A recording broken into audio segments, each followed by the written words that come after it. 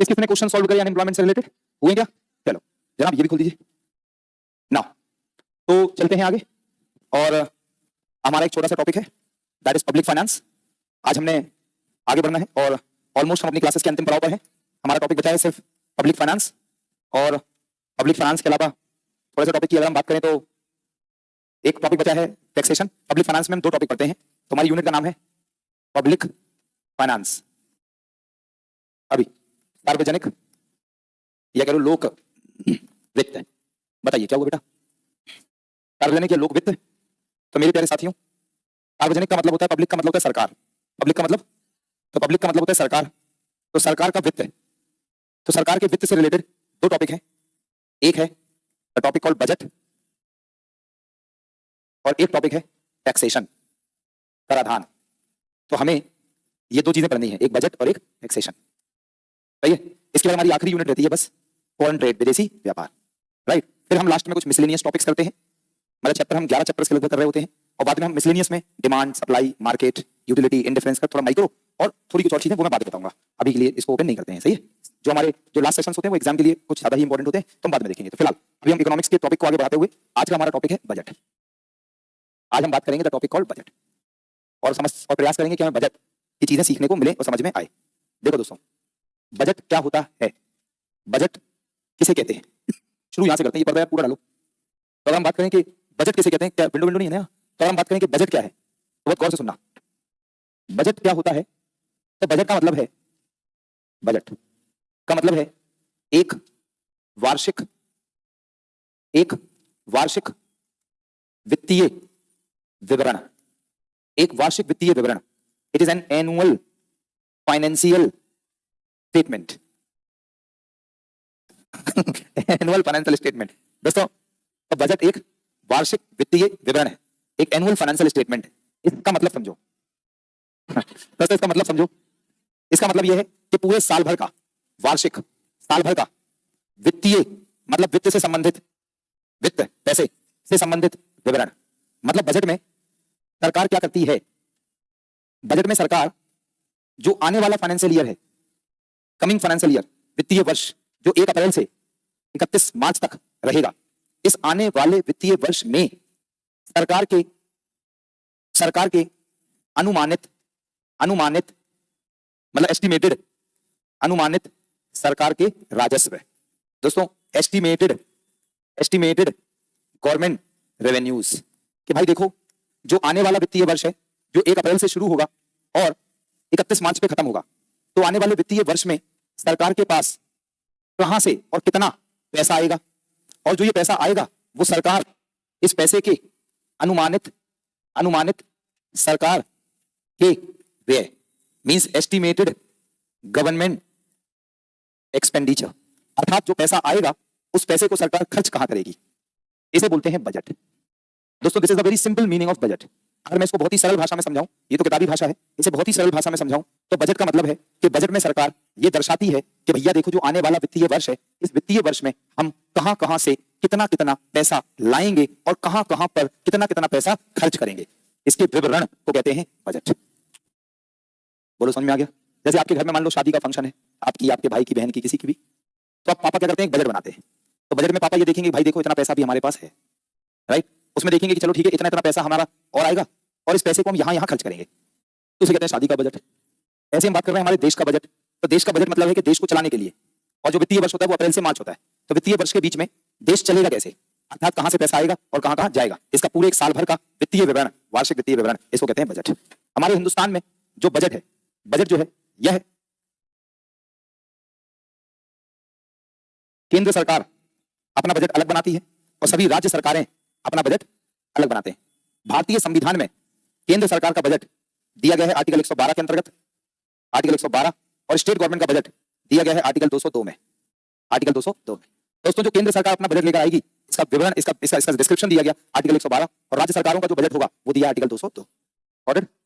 एक बहुत अच्छी बात बताते हैं, पॉलिटी की क्लास में आपने ऑलरेडी पढ़ रखा है, लेकिन थोड़ा आइडिया देते हैं, और वो ये कि दोस्तों जो हमारा बजट नाम का जो शब्द है, दिस बजट, BUDGET, ये जो बजट नाम का शब्द है, हमारे पूरे भारतीय संविधान में कहीं पर भी बजट नाम का शब्द नहीं दिया गया। दोस्तों हमारे संविधान में बजट की जगह लिखा है दिस, शॉर्ट में AFS, एनुअल फाइनेंशियल स्टेटमेंट, वार्षिक वित्तीय विवरण, और ये लिखा गया यहाँ पर। तो अगर आपसे ये पूछा जाए कि भारत का कौन सा संविधान का अनुच्छेद बजट के बारे में बात करता है, तो आर्टिकल नंबर 112, उसी में लिखा है वार्षिक वित्तीय विवरण, एनुअल फाइनेंशियल स्टेटमेंट। बोलो जी यस। चलो थोड़ा सा आगे बढ़ते हैं और बजट के बारे में और बातें करते हैं। तो बजट के बारे में सबसे पहले तो यहां से शुरू करें कि जो बजट है ना, बजट, नेक्स्ट पॉइंट आप लोग अपनी कॉपी में लिखते जाएंगे। जो बजट शब्द है, बजट शब्द, ये बजट शब्द, ये एक फ्रेंच शब्द से लिया गया है, एक फ्रेंच वर्ड है जिसका नाम है बॉशेट। अब बॉगेट खेलो, बॉगेट या बॉशेट, और इसका मतलब होता है एक चमड़े का थैला, एक चमड़े का थैला, और यहां से ये शब्द आया है, द वर्ड कॉल्ड बजट। तो अगर हम बजट की एटिमोलॉजी की बात करें कि रूट वर्ड ये बजट शब्द कहां से आया है, तो बजट शब्द एक बॉशेट नाम का फ्रेंच शब्द है, वहां से लिया गया, एंड दिस इज कॉल्ड एक चमड़े का थैला। क्योंकि पहली बार कभी बजट पेश किया गया तो बजट के जो दस्तावेज हैं वो एक चमड़े के थैले में लाए गए, और वहां से ये शब्द चलता आया, that is budget, budget, budget, budget. बोलो जी क्लियर। थोड़ा सा आगे बढ़ाते हैं और बात करते हैं, थोड़ी और डिटेल में चलते हैं।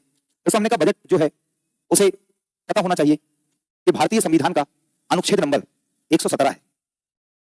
हम पढ़ा लें तो भारतीय संविधान का एक अनुच्छेद है 117, और इसके तहत राष्ट्रपति को भारत का बजट लेने की जिम्मेदारी दी गई है। तो जो बजट की जिम्मेदारी है एक्चुअली वो राष्ट्रपति की है।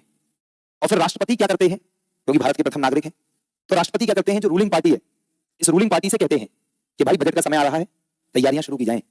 और फाइनली राष्ट्रपति जी के कहने पर प्राइम मिनिस्टर, जो रूलिंग पार्टी है देश में, जो चला रही है, देश में शासन कर रही है, इस रूलिंग पार्टी के जो हेड बोले तो प्राइम मिनिस्टर, फिर प्रेसिडेंट कहते हैं कि भाई देखो बजट का समय आ रहा है, बजट लाओ। तो फिर प्राइम मिनिस्टर वित्त मंत्रालय को कहता है कि भाई देखिए बजट पेश करिए। तो अगर हम बात करें तो बजट की जो जिम्मेदारी है वो राष्ट्रपति की है, फाइनली ये पावर वित्त मंत्री तक आती है, और भारत के अंदर वित्त मंत्री जी बजट को पेश करते हैं।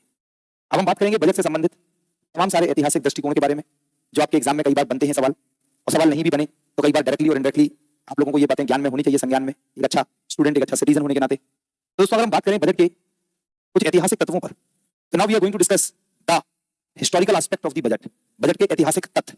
जैसे हमारे हिंदुस्तान में जो सबसे पहला बजट है वो आया था 7 अप्रैल 7 अप्रैल 1860, और उसको लेकर आए थे ईस्ट इंडिया कंपनी की तरफ से जेम्स विल्सन साहब। तो सबसे पहली बार बजट को पेश किया था जेम्स विल्सन ने, ईस्ट इंडिया कंपनी की तरफ से, एक महान इकोनॉमिस्ट थे, 1860 में। हमारा देश आजाद होता है 1947, और आजाद भारत का जो पहला बजट है वो पेश किया गया 26 नवंबर 1947 बाय आजाद भारत के पहले वित्त मंत्री R.K. शनमुखम शेट्टी। दोस्तों हमारा हिंदुस्तान गणतंत्र होता है 26 जनवरी 1950, और गणतंत्र भारत का पहला बजट पेश होता है 28 फरवरी 1950 में। गणतंत्र भारत के पहले वित्त मंत्री और आजाद हिंदुस्तान के पहले रेल मंत्री नाम था जॉन मथाई। आजाद हिंदुस्तान के पहले रेल मंत्री और गणतंत्र भारत के पहले वित्त मंत्री, और दोस्तों जॉन मथाई साहब का नाम पहले भी आपकी कॉपी में दर्ज हो चुका है जब आप बॉम्बे प्लान के 8 बड़े उद्योगपतियों के बारे में लिख रहे थे। बोलो जी यस। दोस्तों ये बॉम्बे प्लान के 8 बड़े उद्योगपतियों में से एक थे, और इन्होंने हमारे हिंदुस्तान में पहली बार गणतंत्र भारत का बजट पेश किया, और इनका नाम था जॉन मथाई। इसी तरीके से अगर हम बात करें जॉन मथाई के अलावा कि हमारे हिंदुस्तान में जो बजट है इसको पेश करने का काम तो वित्त मंत्री का है, लेकिन हमारे हिंदुस्तान के पहले प्रधानमंत्री, वैसे पहले प्रधानमंत्री और वैसे भी पहले हैं, that is called Pandit Jawaharlal Nehru. दोस्तों 1958 की बात चल रही है, और ये हमारे हिंदुस्तान के पहले वित्त मंत्री, पहले प्रधानमंत्री हैं जिन्होंने बजट पेश किया, क्योंकि बजट पेश करने का काम तो वित्त मंत्री का है ना, तो उस समय वित्त मंत्रालय भी इन्हीं के पास था। हमारे हिंदुस्तान में जो दूसरे व्यक्ति हैं वो है मैडम इंदिरा गांधी जी, जिन्होंने प्रधानमंत्री रहते रहते बजट पेश किया, और ये बात चल रही है 1970-71 की।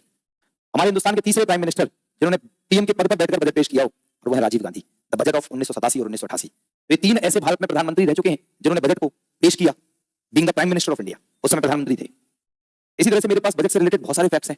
जैसे 1950 तक जो बजट था दोस्तों वो राष्ट्रपति भवन में प्रकाशित होता था, जो बजट के दस्तावेज थे वो राष्ट्रपति भवन में प्रकाशित होते थे, लेकिन वहां पर कुछ पार्ट बजट का लीक हो गया। और मैं आपको बताना चाहूंगा कि बजट एक ऐसा मौका होता है जहां पे अपोजिशन आपको गिरा सकती है, जहां पे अपोजिशन के पास एक मौका होता है कि नो कॉन्फिडेंस मोशन ले आए और दोस्तों बजट के द्वारा सरकार गिर जाए। तो अगर बजट पहले से ही लीक हो रहा है तो इसका मतलब कॉन्फिडेंस कम हो जाएगा, और दोस्तों कहीं ना कहीं बजट एक बड़ा कॉन्फिडेंशियल चीज है। तो मैं आपको एक बात और बताना चाहूंगा कि जो लोग बजट को प्रकाशित करते हैं, तैयार करते हैं, इन लोगों को कम से कम 7 से 10 दिन के लिए कंप्लीट आइसोलेशन में रखा जाता है।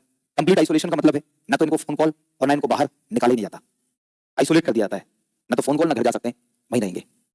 लेकिन 1950 में जब राष्ट्रपति भवन में बजट छपता था तो बजट का थोड़ा सा हिस्सा लीक हो गया, और दोस्तों बाद में बजट प्रिंटिंग प्रेस जो है वो नॉट दिल्ली के लाइक इंडिया गेट के आसपास एक जगह मिंटो रोड, वहां पे बजट छपने लगा, और फाइनली 1980 में आते आते बजट को वित्त मंत्रालय में, नॉर्थ ब्लॉक में वित्त मंत्रालय है जहां मिनिस्ट्री है, तो वहीं पे दोस्तों एक नॉर्थ ब्लॉक है, तो नॉर्थ ब्लॉक में वित्त मंत्रालय है, और इस नॉर्थ ब्लॉक के बेसमेंट में इस समय बजट प्रिंटिंग प्रेस है। तो बजट का जो प्रकाशन का काम है वो इस तरह से जगह भी बदली गई अलग अलग समय पर। दोस्तों पहले हमारे हिंदुस्तान में सिर्फ एक बजट आता था, और वो जो बजट था वो अंग्रेजी में प्रकाशित होता था, इंग्लिश में। लेकिन पहली बार 1955-56 में चिंतामन द्वारकानाथ देशमुख, सीडी देशमुख, जो आरबीआई के थर्ड और भारत के पहले भारतीय गवर्नर रहे, जो उन्हें बात कर रहे थे एक दिन, तो ये चिंतामन द्वारकानाथ देशमुख साहब ने और 1955-56 में पहली बार हमारे भारत में बजट हिंदी में प्रकाशित हुआ और तब से आज तक जो बजट के दस्तावेज हैं, डॉक्यूमेंट है, वो हिंदी और इंग्लिश दोनों में छापे जाते हैं। इसी तरह से तमाम सारे फैक्ट्स हैं मेरे पास बजट से रिलेटेड। जैसे अगर हम बात करें तो हमारे हिंदुस्तान में 1973-74 का जो बजट था, बजट मैंने कहा दो चीजों से संबंधित होता है, कहां से पैसा और कहां। दोस्तों 1973-74 का बजट, 1973-74 का बजट इतना बेहद ही बकवास बजट रहा कि सरकार के राजस्व कम हो गए और खर्चे ज्यादा हो गए और सरकार को 550 करोड़ का घाटा हुआ और भारत में इस बजट को वाई.वी. चवन साहब ने पेश किया था और इसे हम भारत का ब्लैक बजट कहते हैं, भारत का काला बजट। ऐसे दोस्तों बहुत सारे फैक्ट्स हैं मेरे पास बजट से रिलेटेड। जैसे 1921 में एक एकवर्थ समिति बनाई गई, एकवर्थ, जिसके हेड थे विलियम एकवर्थ। तो विलियम एकवर्थ साहब की अध्यक्षता में एक समिति बनाई गई जिसका नाम था एकवर्थ समिति। और इस एकवर्थ समिति ने ब्रिटिश गवर्नमेंट जो थी उसे 1924 में रिकमेंडेशन दी और कहा कि एक काम करा जाए। 1924 से पहले भारत में सिर्फ एक बजट होता था जिसे हम वार्षिक बजट, जिसे हम जनरल आम बजट कहते थे, वार्षिक बजट, आम बजट। लेकिन 1924 में एकवर्थ, विलियम एकवर्थ समिति की सिफारिशों द्वारा जो बजट है, इसे इस बजट में से एनुअल बजट जो वार्षिक जनरल बजट था, इससे रेल बजट को अलग कर दिया। और फ्रॉम 1924 ऑनवर्ड्स, 1924 के बाद से जो रेल बजट है वो अलग हो गया और आम बजट अलग हो गया। और रेल बजट रेल मंत्री द्वारा आम बजट के कुछ दिन पहले प्रस्तुत होने लगा। रेल बजट रेल मंत्री द्वारा आम बजट के कुछ दिन पहले, 2-3 दिन पहले रेल बजट आता था। और ये परंपरा 1924 से लगातार 2016 तक चली। 2017 में बजट में कुछ आमूलचूक परिवर्तन हुए और 2017 के बजट में क्या क्या परिवर्तन हुए, दो बड़े परिवर्तन मैं आपके साथ शेयर करना चाहूंगा कि भारतीय बजट में 2017 में होने वाले परिवर्तन। तो पहला परिवर्तन है कि जो 1924 से रेल बजट आम बजट से अलग था और अलग आता था, और 2016 में एक समिति बनाई गई जिसका नाम था विवेक देबरॉय। एक महान इकोनॉमिस्ट है, महान अर्थशास्त्री, और उनका नाम था विवेक देबरॉय। विवेक देबरॉय समिति की सिफारिशों के बाद हमारे हिंदुस्तान में 2017 से रेल बजट आम बजट में मर्ज हो गया और अब हमारे देश में 2017 से एक ही बजट आता है जिसे हम आम बजट कहते हैं और उसको वित्त मंत्री पेश करते हैं और उसी के अंदर रेल का भी जिक्र होता है। बोलो समझ में आया? दूसरा बहुत बड़ा परिवर्तन हुआ दोस्तों, बहुत बड़ा परिवर्तन। और बहुत बड़ा परिवर्तन क्या हुआ कि अभी तक 2017 से पहले 2016 तक हमेशा से जो बजट है वो, ऑनलाइन बहुत गौर से सुनना, वो फरवरी के आखिरी कार्य दिवस पे आता था। जो बजट है वो हमेशा से फरवरी के आखिरी कार्य दिवस पर पेश होता था। कोई दिक्कत? आखिरी कार्य दिवस का मतलब है कभी 28, कभी 29। अगर मान लो 28 का महीना है और संडे है तो 27। हम ये नहीं कहेंगे तारीख, नहीं बोलेंगे, बोलेंगे आखिरी कार्य दिवस। और ये परंपरा हमेशा से चली आई 2016 तक।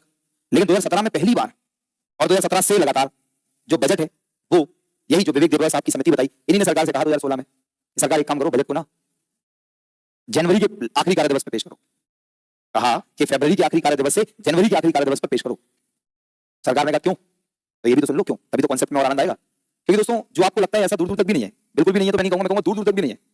आपको जो लगता है, आपको लगता है कि भाई सरकार बजट ले आई और वही बजट लागू जाता है और काम चलता है। लेकिन आपके जानकारी के लिए बता दें कि फिर आपने पॉलिटी ढंग से नहीं पढ़ी। इसका मतलब अगर आपको ये लगता है और ऐसा ही आप सोचते हैं तो आपको बताना चाहेंगे कि जो बजट है वो मात्र एक प्रपोजल है, प्रस्ताव है, by the ruling party in the Lok Sabha in the presence of all the MPs before the Lok Sabha speaker. दोस्तों लोकसभा स्पीकर की उपस्थिति में जो पार्टी शासन में है, सत्ताधारी पार्टी के द्वारा बजट आने वाले वित्तीय वर्ष में सरकार के राजस्व और व्ययों के बारे में सिर्फ एक प्रस्ताव है। I am using the word प्रस्ताव। अर्थात क्या? सुनिए ध्यान से, अच्छी जानकारी मिलेगी। अर्थात ये कि मेरे प्यारे साथियों, जो सरकार बजट लेकर आती है वो कोई अंतिम चीज नहीं है। अर्थात सरकार ने अगर अपने बजट में कहा कि हम 2 जगह आईआईटी और 5 जगह एम्स बनाएंगे, तो भाई सरकार के घर की सरकार नहीं है कि सरकार का मन हुआ बजट में घोषणा करी और बना ली। दोस्तों वो सिर्फ एक प्रस्ताव है। और मैं आपको बताना चाहूंगा कि आपको लगता है कि एक दिन बजट आया और वित्त मंत्री ने भाषण दिया और बजट हो गया। नहीं दोस्तों, बजट की प्रक्रिया में 7 से 8 महीने लगते हैं। मैं इतना लंबा आपको कुछ पढ़ाने वाला नहीं हूं, बस मैं शॉर्ट में आपको समझाऊंगा जो आपके काम की जरूरत है कि बजट प्रस्ताव होने के बाद तकरीबन 25-30 दिन, मोटा मोटी 1 महीने तक बजट का सेशन चलता है, जैसे हम बजट सेशन बोलते हैं। मतलब क्या? मतलब दोस्तों ये कि वित्त मंत्री जी जो बजट पेश करते हैं वो तो सिर्फ 1 दिन का काम है कि भैया बजट को पेश किया। अब आगे 25 से 27 दिन, 28 दिन, 1 महीने उन प्रस्तावों को एक एक करके पास करवाया जाता है लोकसभा से, राज्यसभा से, और जो चीजें पास होती हैं सिर्फ वही चीजें 1 अप्रैल से लागू होती है। मुझे लगा आप समझ गए। नहीं दोस्तों, बजट अंतिम चीज होती तो बजट को हम फरवरी के अंतिम कार्य दिवस में क्यों पेश करते? हम बजट को जनवरी के, हम बजट को मार्च के अंतिम कार्य दिवस पर पेश करते और अगले दिन से 1 अप्रैल से बजट को लागू कर देते।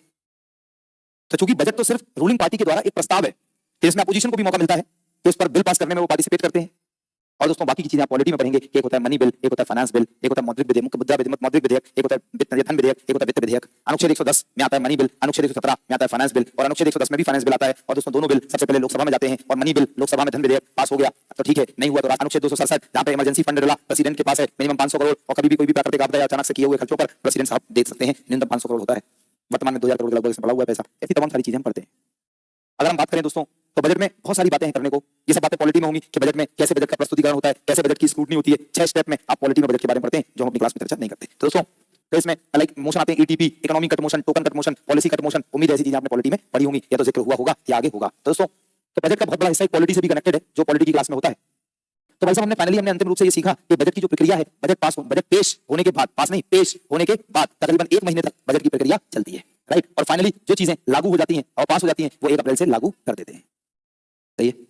जैसे हमने पढ़ा कंसोलिडेटेड फंड ऑफ इंडिया पढ़ेंगे पॉलिटी में, भारत की आकस्मिक निधि क्या है, एक लाइन में जो भी राजस्व आता है टैक्स से वगैरह वगैरह से वो सब इसमें जमा, और जो भी पैसा हम खर्च करते हैं वो इसी से निकालते हैं। और खर्च के लिए आर्टिकल नंबर 114 जो एप्रोप्रिएशन बिल विनियोग विधेयक की बात करता है, आपको शायद पता होगा कि भारत की संचित निधि से पैसे निकालने के लिए विनियोग विधेयक अनुच्छेद 114 के तहत पारित होना चाहिए।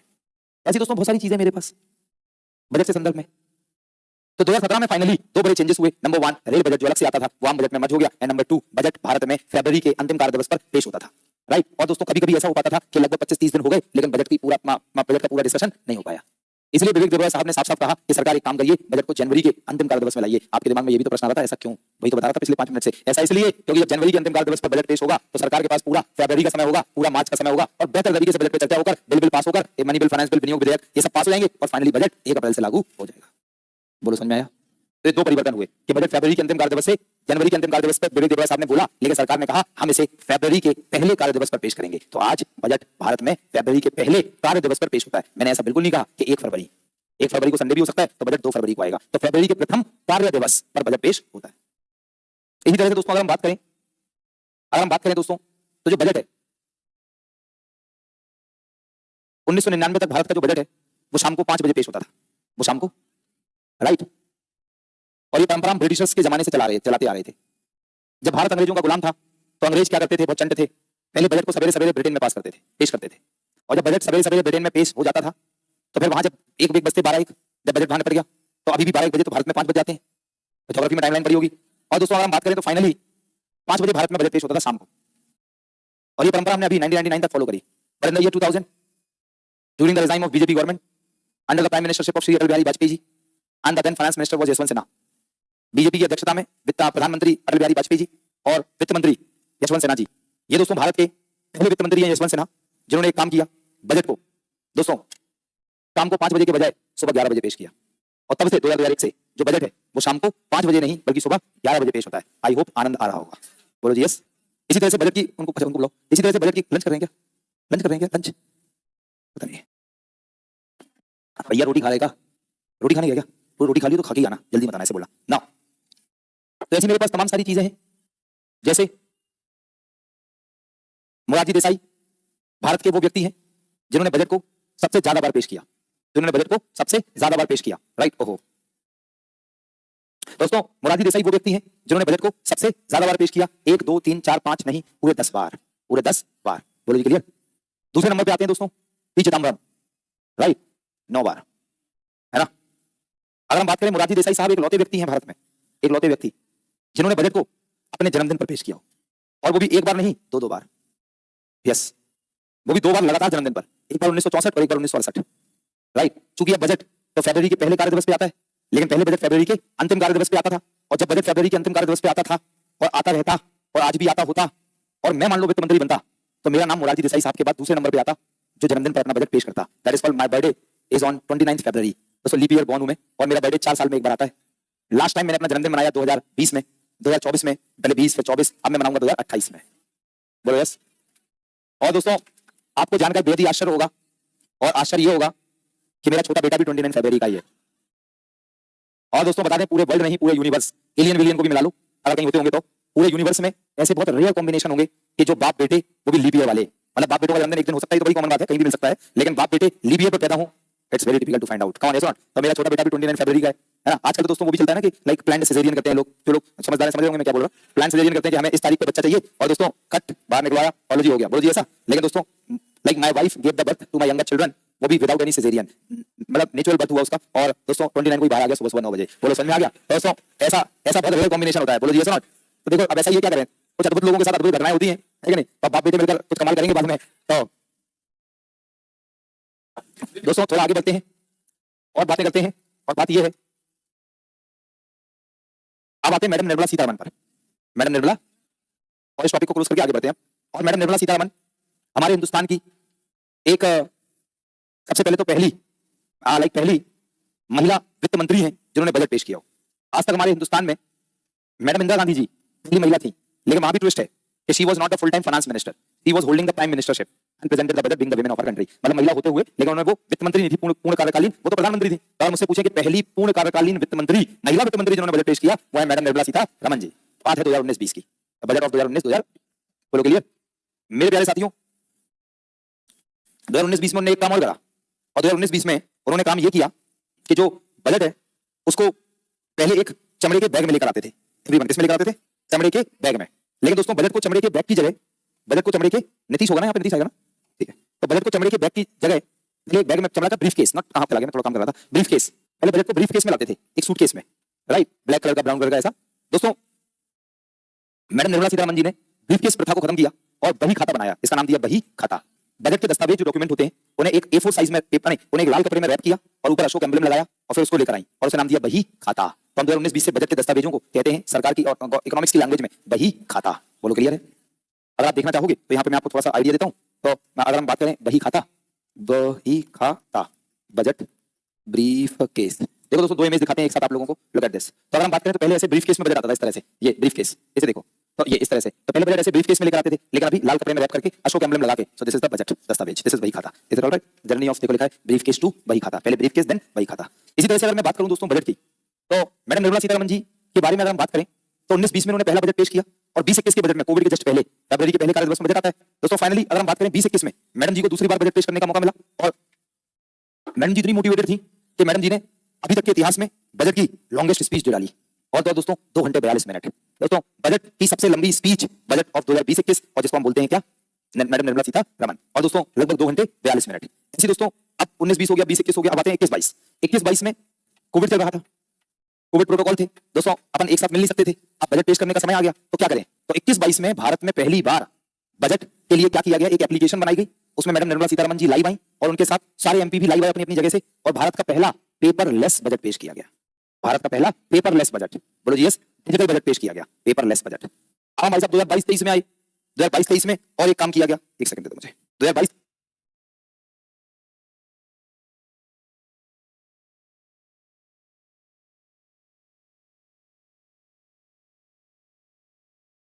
दोस्तों अगर हम बात करें तो मैडम निर्मला सीतारमण जी की हम बात कर रहे थे, और मैडम निर्मला सीतारमण जी ने दोस्तों 2022-23 में एक और काम किया। मतलब मैं बजट को देख रहा था जब वो पेश कर रही थी, जनरली जो बजट के दस्तावेज होते थे वो A4 साइज के पेपर में लेकर आते थे और ऐसे पलट पलट के बजट पेश होता था, एक पेपर दूसरा ऐसे करके, और लेकिन दोस्तों पहली बार 2022-23 के बजट में मैडम निर्मला सीतारमण जी एक टैब लेकर आई, टैब, राइट, और लाल कलर के कपड़े में लपेट कर अशोक एम्ब्लेम लगाकर, तो दोस्तों टैबलेट पर बजट पेश किया गया पहली बार 2022-23, राइट। और दोस्तों ऐसे ने तमाम रिकॉर्ड बनाए। अगर हम बात करें 2025-26 में मैडम निर्मला सीतारमण जी ने एक ऐसा रिकॉर्ड बनाया कि ये 8 बार, और वो भी पहली बार, ये तो दोस्तों 24-25 में बन गया था कि 7 बार लगातार बजट पेश करने वाले वित्त मंत्री, 24-25 में बन गया, 25-26 में तो मैंने बोला 8 बार, तो लगातार 8 बजट पेश करने का एक वर्ल्ड रिकॉर्ड बनाया इन्होंने दोस्तों, this is called madam Nirmala Sitharaman. So दोस्तों हमने बात शुरू करी थी 7 अप्रैल 1860 से, धीरे धीरे आए हम 2025-26 तक, हमने तमाम सारी बातें कर ली हैं, बोलो क्लियर? ये सब बातें मैं एक एक पॉइंट वाइज आपको लिखी लिखाई दूंगा, आप बिल्कुल चिंता नहीं करें, बोलो जी यस, ये मेरा काम है, सही है? स्पेशली आप याद है मुझे, लिख लेना भाई घर पे, है ना, क्योंकि अगर मैं इतनी सारी चीजें आपको लिखवाने बैठा फिर तो मैं बाबला ही हो जाऊंगा, फिर दोस्तों हम फिर इतना प्रोफिशिएंसी और एफिशिएंसी के साथ काम नहीं कर पाएंगे, बोलो जी यस। चलो अब दोस्तों हम बजट को आगे बढ़ाते हैं और बजट में एक बहुत बेहतरीन लेवल का डिस्कशन करते हैं जो आप जीवन भर याद रखेंगे, आप कभी बुढ़ापे तक नहीं भूल पाएंगे, बस ध्यान से सुनना मुझे कुछ देर तक, बोलो जी तैयार है? और दोस्तों वो ये कि जब हम बजट की बात करते हैं, जल्दी से लगा दीजिए, मैंने 2 डॉक्यूमेंट आपको भेजे, एक है 1, एक है 2, एक देखो सेट 2 वाले में नंबर नहीं लिखा, ये है नीचे लिखा है 2, एक ऊपर लिखा है, ऊपर वाला ये 1 है, मैं लिख दिया आपको, लो ये 1 इज द 2, उसी सीक्वेंस में लगा दीजिए। दोस्तों अगर हम बात करें तो मुझे थोड़ा सुनना, कितना प्यारा डिस्कशन होगा और कितनी बेहतरीन चीज सीखेंगे आप, और वो ये कि जो बजट है ना, बजट हर साल के बजट में हमारी सरकार 3 वर्षों का आंकड़ा देती है, डेटा, मतलब बजट आना है, अब हम बात करें 26-27 का, तो जो बजट आएगा फरवरी के पहले कार्य दिवस पर 2026 में, वो आएगा 26-27 का, जो 1 अप्रैल 26 से 31 मार्च 2027 तक रहेगा, तो जो बजट आएगा वो आएगा 26 और 27, सही है? दोस्तों हर साल के बजट में सरकार 2 वर्षों का आंकड़ा देती है, ध्यान सुनना, हर साल के बजट में सरकार 2 वर्षों का, 3 वर्षों का आंकड़ा देती है, बहुत गौर से सुनना है, 3 वर्षों का डेटा आता है हर साल के बजट में, जिसे मैं तुम्हें यहाँ लाइव दिखाऊंगा भी, पहले आप कॉन्सेप्ट समझ लो पहले बढ़िया से, नहीं तो बेटा जीवन भर ये क्या है ये कभी समझ में नहीं आएगा अगर अगले 5 मिनट में नहीं सीखे तो। और दोस्तों अभी तक तुम जवान हो गए, हर साल बजट आता है, किसी भी साल क्यूरियोसिटी नहीं रही कि बजट को सुने और देखें क्या आया, क्यों रहेगी? क्योंकि सुन भी लोगे तो कुछ समझ में नहीं आएगा, इसलिए आपने कभी देखी नहीं ना कभी सुना, लेकिन आज के बाद जब भी आप बुढ़ापे तक बजट वाले दिन बजट पेश हुआ करेगा और फिर आप उन्हें सुना करोगे तो आपको बजट में ऑलमोस्ट सारी चीजें समझ में आ जाएंगी, बस आप अगले 1-1.5 घंटे मुझे और सुनिए शिद्दत के साथ, बोलो जी यस। तो अगर हम बात करें बजट में, मैंने कहा 3 साल की आंकड़ों को प्रस्तुत किया था, थैंक यू सो मच, 3 साल के आंकड़ों को प्रस्तुत किया था दोस्तों। ये तो आपको लिखा मैंने दे दिया कि बजट शब्द कहां से आया, वार्षिक वित्तीय विवरण, जिसमें सरकार अनुमानित राजस्व और अनुमानित व्ययों को दर्शाते हैं, राइट। फिर मैंने ये भी बता दिया एनुअल फाइनेंशियल स्टेटमेंट संविधान में लिखा है सेंट्रल गवर्नमेंट और स्टेट गवर्नमेंट का बजट। इतनी बातें आपको मिल गई। थोड़ा सा मैं आपको ये देना चाहता हूं, रुको, ये मैं बाद में दूंगा, पहले मैं यहीं पे घुसाता हूं थोड़ा सा और। हर साल के बजट में सरकार 3 वर्ष के आंकड़े प्रस्तुत करती है, समझना कैसे। जैसे अभी बजट आ रहा है कमिंग समय में 2026 और 27 का, 2026-27। दोस्तों जब 2026-27 का जो बजट आएगा उसके आंकड़ों को हम सीधा बोलेंगे budget estimates, budget estimates, short में कहते हैं बीई, और हिंदी में बजट ये या बजटरी भी बोलते हैं, इसलिए बजट ये अनुमान, बजट ये अनुमान। अब मुझे ये बताइए कि बजट जब, थोड़ा कॉमन सेंस से सुनना, कि बजट जब 26-27 में आएगा और बजट आता है फरवरी के पहले वर्किंग डे में, तो बजट किस वित्तीय वर्ष में आता है? 26-27 का बजट कौन से वित्तीय वर्ष में आएगा? तो बजट आएगा 2025-26 के वित्तीय वर्ष में। जिसको समझ नहीं आ रहा वो नहीं सुने, क्या करना उसको, लोड लोगे फालतू में दोस्तों, दिमाग में एक्स्ट्रा ज्ञान जाएगा, खाली भी तो रखना चाहिए थोड़ा ज्ञान। तो इसको समझ में नहीं आ रहा वो नहीं सुने, क्या करना उन्हें दोस्तों। बजट 26-27 का आ रहा है 25-26 में। अब मुझे बताओ 25-26 के वित्तीय वर्ष में 26-27 का बजट आ रहा है, तो क्या अभी जिस वित्तीय वर्ष में बजट आ रहा है क्या वो वित्तीय वर्ष कंप्लीट हो गया? तो दोस्तों 26-27 के अनुसार कौन सा वित्तीय वर्ष है जो कंप्लीट हो चुका है?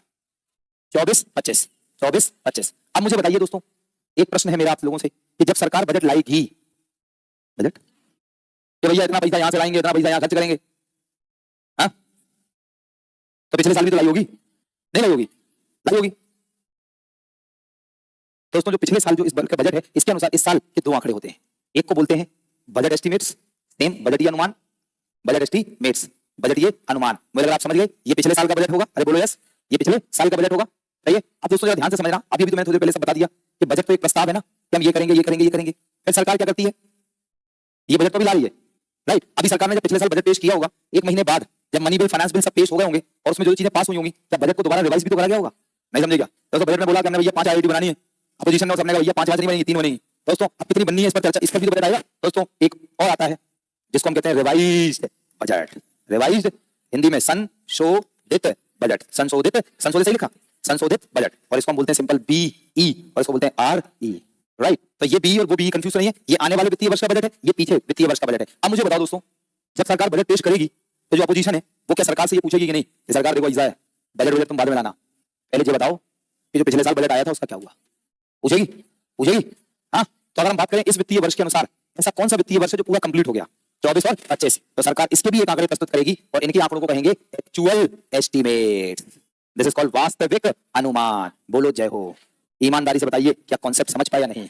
और दोस्तों आज नहीं तो कभी नहीं, याद रखना। कमाल क्या ये बात समझ पाए आप लोग? दोस्तों इसका कमेंट दिखाओ। अमित का बेचारा बहुत देर से 10-15 बार कमेंट कर चुका, तो परेशान है बेचारा। ऐसे क्लिक कर दो, मैं देख लूंगा। तो हाँ बस, गुरुजी प्रणाम। जब से डॉक्टर भरत सर से क्लास किए हैं तब से इकोनॉमी का सारा क्वेश्चन बन जाता है। अगर ऐसे शिक्षक हर सब्जेक्ट में मिल जाएं तो स्टूडेंट्स को सफल होने से कोई नहीं रोक सकता। कह रहे हैं थैंक यू सो मच, मौज लो बेटा मौज लो। तो दोस्तों बहुत देर से मैसेज कर रहा था बेचारा, मैंने कहा पढ़ देते हैं, नहीं तो उसमें चुल इतनी ज्यादा वो करता रहता है। तो थैंक यू बेटे, खुश रहो तुम, मौज लो। तो दोस्तों ध्यान से समझो, मुझे लगा आप समझ गए कि भाई साहब इस बजट के अनुसार देखें तो 1 वर्ष पहले जो वित्तीय वर्ष है इसके वास्तविक आंकड़े हैं और सरकार बजट पेश करने से पहले, फिर से बजट पेश करने से पहले और आजकल एक दिन पहले राइट, एक दिन सरकार लेकर आती है इकोनॉमिक सर्वे, जिसको बोलते हैं आर्थिक सर्वेक्षण। इकोनॉमिक सर्वे में क्या है? इकोनॉमिक सर्वे, आर्थिक सर्वेक्षण। सुना तो हजारों बार है कि आर्थिक सर्वेक्षण आया, बोलो जी यस। दोस्तों ध्यान सुनना, बजट पेश होने से पहले, राइट दोस्तों, ये तो बजट वाला दिन है, ये तो बजट आएगा अगले दिन, उससे पहले सरकार ये आंकड़े प्रस्तुत करती है और एक्चुअली इन्हीं के आंकड़ों को बोलते हैं हम economic survey. Economic survey, this is called आर्थिक सर्वेक्षण। आर्थिक सर्वेक्षण दोस्तों, इकोनॉमिक सर्वे, आर्थिक सर्वेक्षण। और इकोनॉमिक सर्वे क्या होता है तो मेरे प्यारे साथियों, इकोनॉमिक सर्वे का मतलब होता है जिसमें सरकार ये बताती है the economic performance of the country.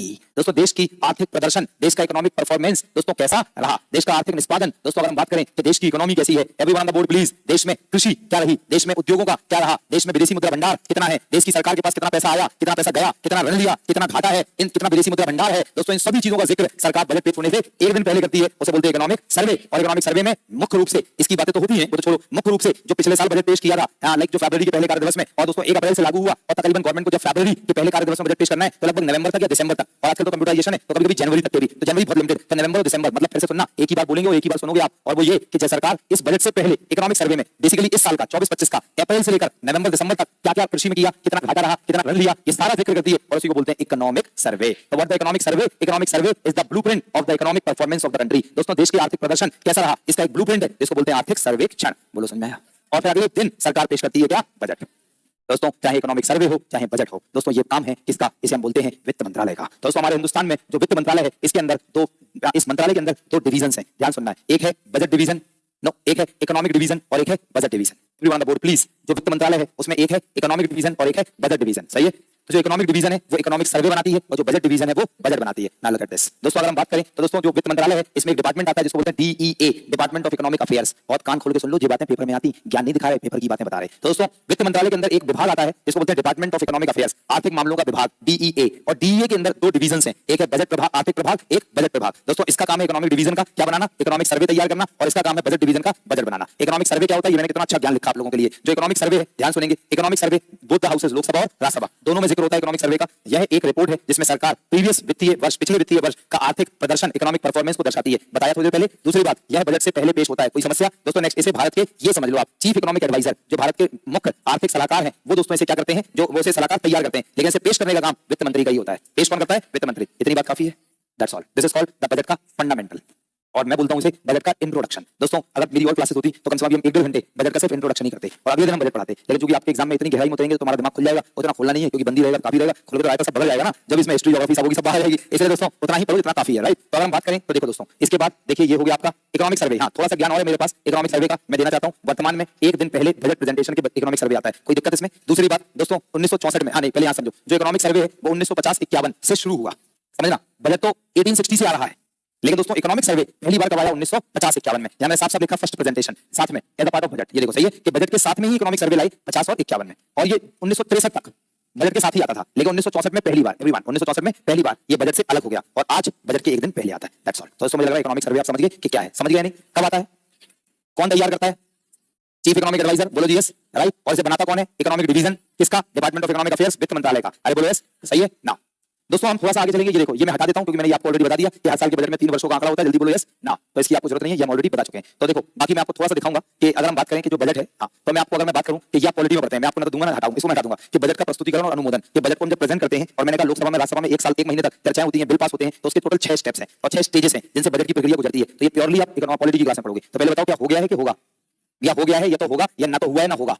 मैं ये जानना चाहता हूं दोस्तों, हो गया? ठीक है दोस्तों, पहले आता है बजट का प्रस्तुतिकरण, फिर आता है जनरल डिस्कशन, आपने पढ़ा होगा आम चर्चा, फिर पढ़ा होगा विभागीय समिति द्वारा जांच। इसमें दोस्तों 24 डिपार्टमेंट में जाता है, फलाना दिमाग बहुत लंबा, economy motion, cut motion, token motion, इतने सारे economy cut, token cut, policy cut पढ़ा होगा आपने। एक विशिष्ट राशि से काट दो बजट को, 100 रुपए कम कर दो, 1 रुपए ही कर दो, ऐसा कुछ पढ़ा होगा। और गिलोटाइन वगैरह ये सब पॉलिटी का काम है, guillotine. Then passing of budget and passing of finance bill. दोस्तों ये आप लोगों के काम का मैं नहीं समझ रहा हूं, तो मैं इसको हटा रहा हूं। और ना आगे देखो दोस्तों, आपने कभी ये सुना होगा इंटरिम बजट, तो मैं थोड़ा सा ये जरूर बताना चाहूंगा। अंतरिम बजट बोलते हैं हिंदी में, अंतरिम बजट क्या बोलते हैं? सुनेंगे क्या आप लोग? पक्का पढ़ेंगे क्या? नहीं सुनेंगे, पढ़ेंगे नहीं, पढ़ेंगे तो सुन नहीं पाएंगे। पहले मुझे पूरा सुनो, चोरी करने की कोशिश मत करना, क्या लिखा है पीछे। दोस्तों पहले मुझे चुपचाप सुनो इंटरिम बजट, अगले 2 मिनट बस। जैसे मान लो दोस्तों 2024 में चुनाव हुए, 2024 में, सही है। अब दोस्तों जब 2024 के चुनाव हुए तो आप मुझे एक बात बताना बस, कि मई जून में चुनाव होने थे, मतलब अप्रैल मई जून में चुनाव होने थे, और फरवरी के पहले कार्य दिवस पर बजट आना था। अगर फरवरी के पहले कार्य दिवस पर बजट आ जाता, जो 1 अप्रैल 2024 से 31 मार्च 2025 तक लागू होता, तो अगर बीजेपी की सरकार बजट पेश कर रही थी क्योंकि बीजेपी थी, और अगर मान लो दोस्तों बीजेपी की गवर्नमेंट आ जाती, जैसे आई भी है, तब तो उसे कोई दिक्कत नहीं होती, उसी ने बजट पेश किया था और वो 31 मार्च 2025 तक अपने द्वारा पेश किए गए बजट को लागू और चलता रहता, कोई समस्या? लेकिन आप मुझे एक बात बताएं, और आप बात मुझे ये बताएं कि भाई साहब अगर बीजेपी की सरकार नहीं आती और इंडिया अलायंस जीत जाती, तो क्या India alliance, Congress and all, 31 मार्च 2025 तक बीजेपी के द्वारा पेश किए गए बजट को फॉलो करती है? तो फिर रायता फैल जाता। तो इलेक्शन ईयर में क्या प्रावधान है बजट का? सुनिए आप, इलेक्शन ईयर में बजट का प्रावधान कि जो रूलिंग गवर्नमेंट है वो फरवरी के पहले कार्य दिवस पे ही, पहले फरवरी के अंतिम, अब पहले, तो फरवरी के पहले कार्य दिवस पे ही एक शॉर्ट टर्म के लिए बजट लेकर आती है, अल्पकालीन समय के लिए, till the new government forms and present the budget, जब तक कि नई सरकार नहीं बन जाती है और बजट पेश नहीं होता है। आई hope you got the point. और इसको बोलते हैं इंटरिम बजट, हिंदी में अंतरिम बजट। सो अंतरिम बजट का मतलब आप समझ गए, एक छोटा सा बजट, और वो भी 2-3 महीने का बजट मैक्सिमम। बोलो यस, जैसे आ गया फरवरी में, अप्रैल में लागू होगा, अप्रैल मई जून के लिए, और जुलाई में नया बजट फिर से पेश होगा। और दोस्तों इलेक्शन ईयर में फिर 2 बजट आएंगे, फरवरी के पहले कार्य दिवस पर अंतरिम बजट, और जब सरकार बन जाएगी तो जुलाई के मिड या जुलाई के एंड तक पूरा वार्षिक बजट। बोलो जय हो। क्या कॉन्सेप्ट सीख गए? पक्का? सही है, that is called interim budget. दोस्तों एक वो मिट गया, अब मैं वापस भी नहीं ला सकता, पॉलिटी में आप पढ़ लेंगे, पढ़ा भी आपने, मैं बस इसको कनेक्ट करूंगा अपने इस डिस्कशन से। दोस्तों वहां पे आपने पढ़ा है पॉलिटी, मैंने 6 स्टेजेस बताए, तो उसमें एक स्टेज होता है जिसको कहते हैं demand for grants, vote on demands for grants, मांग अनुदान पर मतदान। जल्दी बोलो, पढ़ा है? मांग अनुदान पर मतदान, मांग अनुदान पर मतदान, voting on demands for grant. मैं बताऊं 7-6 चरण बताए थे आपको कि presentation of budget, passing of ये स्क्रूटनी, उसी में एक स्टेप है, इसको बोलते हैं डिमांड नहीं, voting on demands for grant, मतलब मांग अनुदान। तो मैं आपको बता रहा हूं कि मांग अनुदान, demands for grants and vote on account, लेखा अनुदान में क्या अंतर है। अगर आपको सुनना है, सीखना है तो सुन लो, मुझे अगले 2-3 मिनट में जीवन भर का ज्ञान मिलेगा। और मैं आपको पहले भी बता चुका कुछ ऐसी बातें जो मैंने अपने खुद के एक्सपीरियंस से सीखी और जो मैं आपको बताता हूं, और बहुत सीरियस और इंपॉर्टेंट बातें हैं। और वो दोस्तों ये कि कॉम्पिटिटिव एग्जाम में असफलता का एक बहुत बड़ा कारण क्या है कि जैसे हम 15 वर्षों तक पढ़ाई करते आए वैसी ही पढ़ाई हम अभी भी करते हैं। भाई 15 वर्षों तक आपने कैसी पढ़ाई करी तुम्हें पता ही नहीं है, ये तो अपन बताएगा ना, पता तो है लेकिन सिर्फ दिखाएगा अपन आपके दिमाग में, एक बार फिट कराएगा। 15 साल तक कैसी पढ़ाई करी टिल योर ग्रेजुएशन, 12-3-15। दोस्तों कैसी पढ़ाई करी, पढ़ो, पेपर दो और भूल जाओ, जल्दी बोलो हाँ। क्या यही हमने अपने दिमाग को कमांड दे रखी थी कि पढ़ो, और हम एक सेट मंथ तक और डेट शीट आने के बाद दोस्तों तो पता नहीं है कि अपना यहाँ कितना बड़ा कंप्यूटर ब्रेन फिट है दोस्तों, हमने एक डेट शीट देखने के बाद तो हमने उस सब्जेक्ट को एक डेडलाइन की कमांड दे दी दिमाग को कि अब जो मैं इस किताब में पढ़ रहा हूँ ये सिर्फ इस तारीख को, और 2 से 5 में पेपर है, सिर्फ 2 से 5 तक के लिए पढ़ रहे हैं। और दोस्तों देखना सेम पेपर मैं आपको दोबारा दे दूं 7 बजे शाम को, और बेटा आप करो, तुमने सवाल भी देख लिए, तुमने लिख भी दिए सवाल के जवाब, लेकिन बेटा उतनी इंटेंसिटी के साथ तुम लिख ही नहीं पाओगे दोबारा उसे। बोलो जी यस।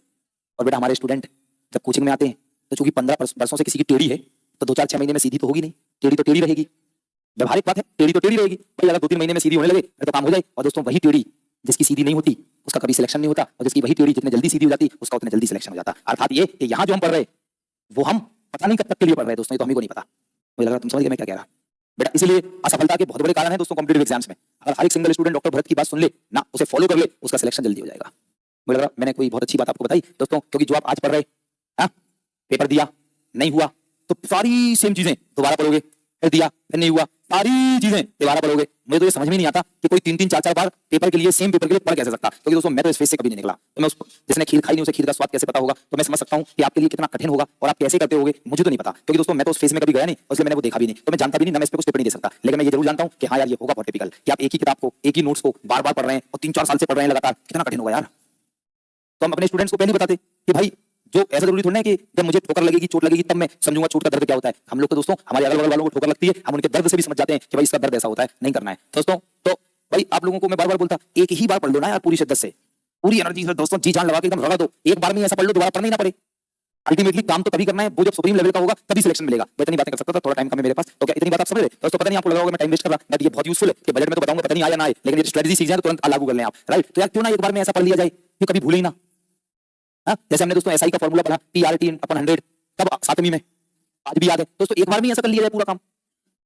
मुझे आप समझ रहे? खैर आप थोड़ा शिद्दत से पढ़ो कि दोस्तों जैसे आपको सेम चीज बार-बार ना करनी पड़े। और मैं तुम्हारी जगह होता तो मैं तो इतनी एनर्जी ठोक देता दोस्तों कि एनर्जी भी पछताती कि कहां आ गए। तो और क्यों ऐसा करता? क्योंकि तुम्हें कुछ दिखता नहीं है जो मुझे दिखता है कि मान लो तुम्हारी पहले महीने की सैलरी 80,000 है, मान लो मोटा-मोटा, मान लो इतना तो मिलता ही हो दोस्तों, 70-80,000।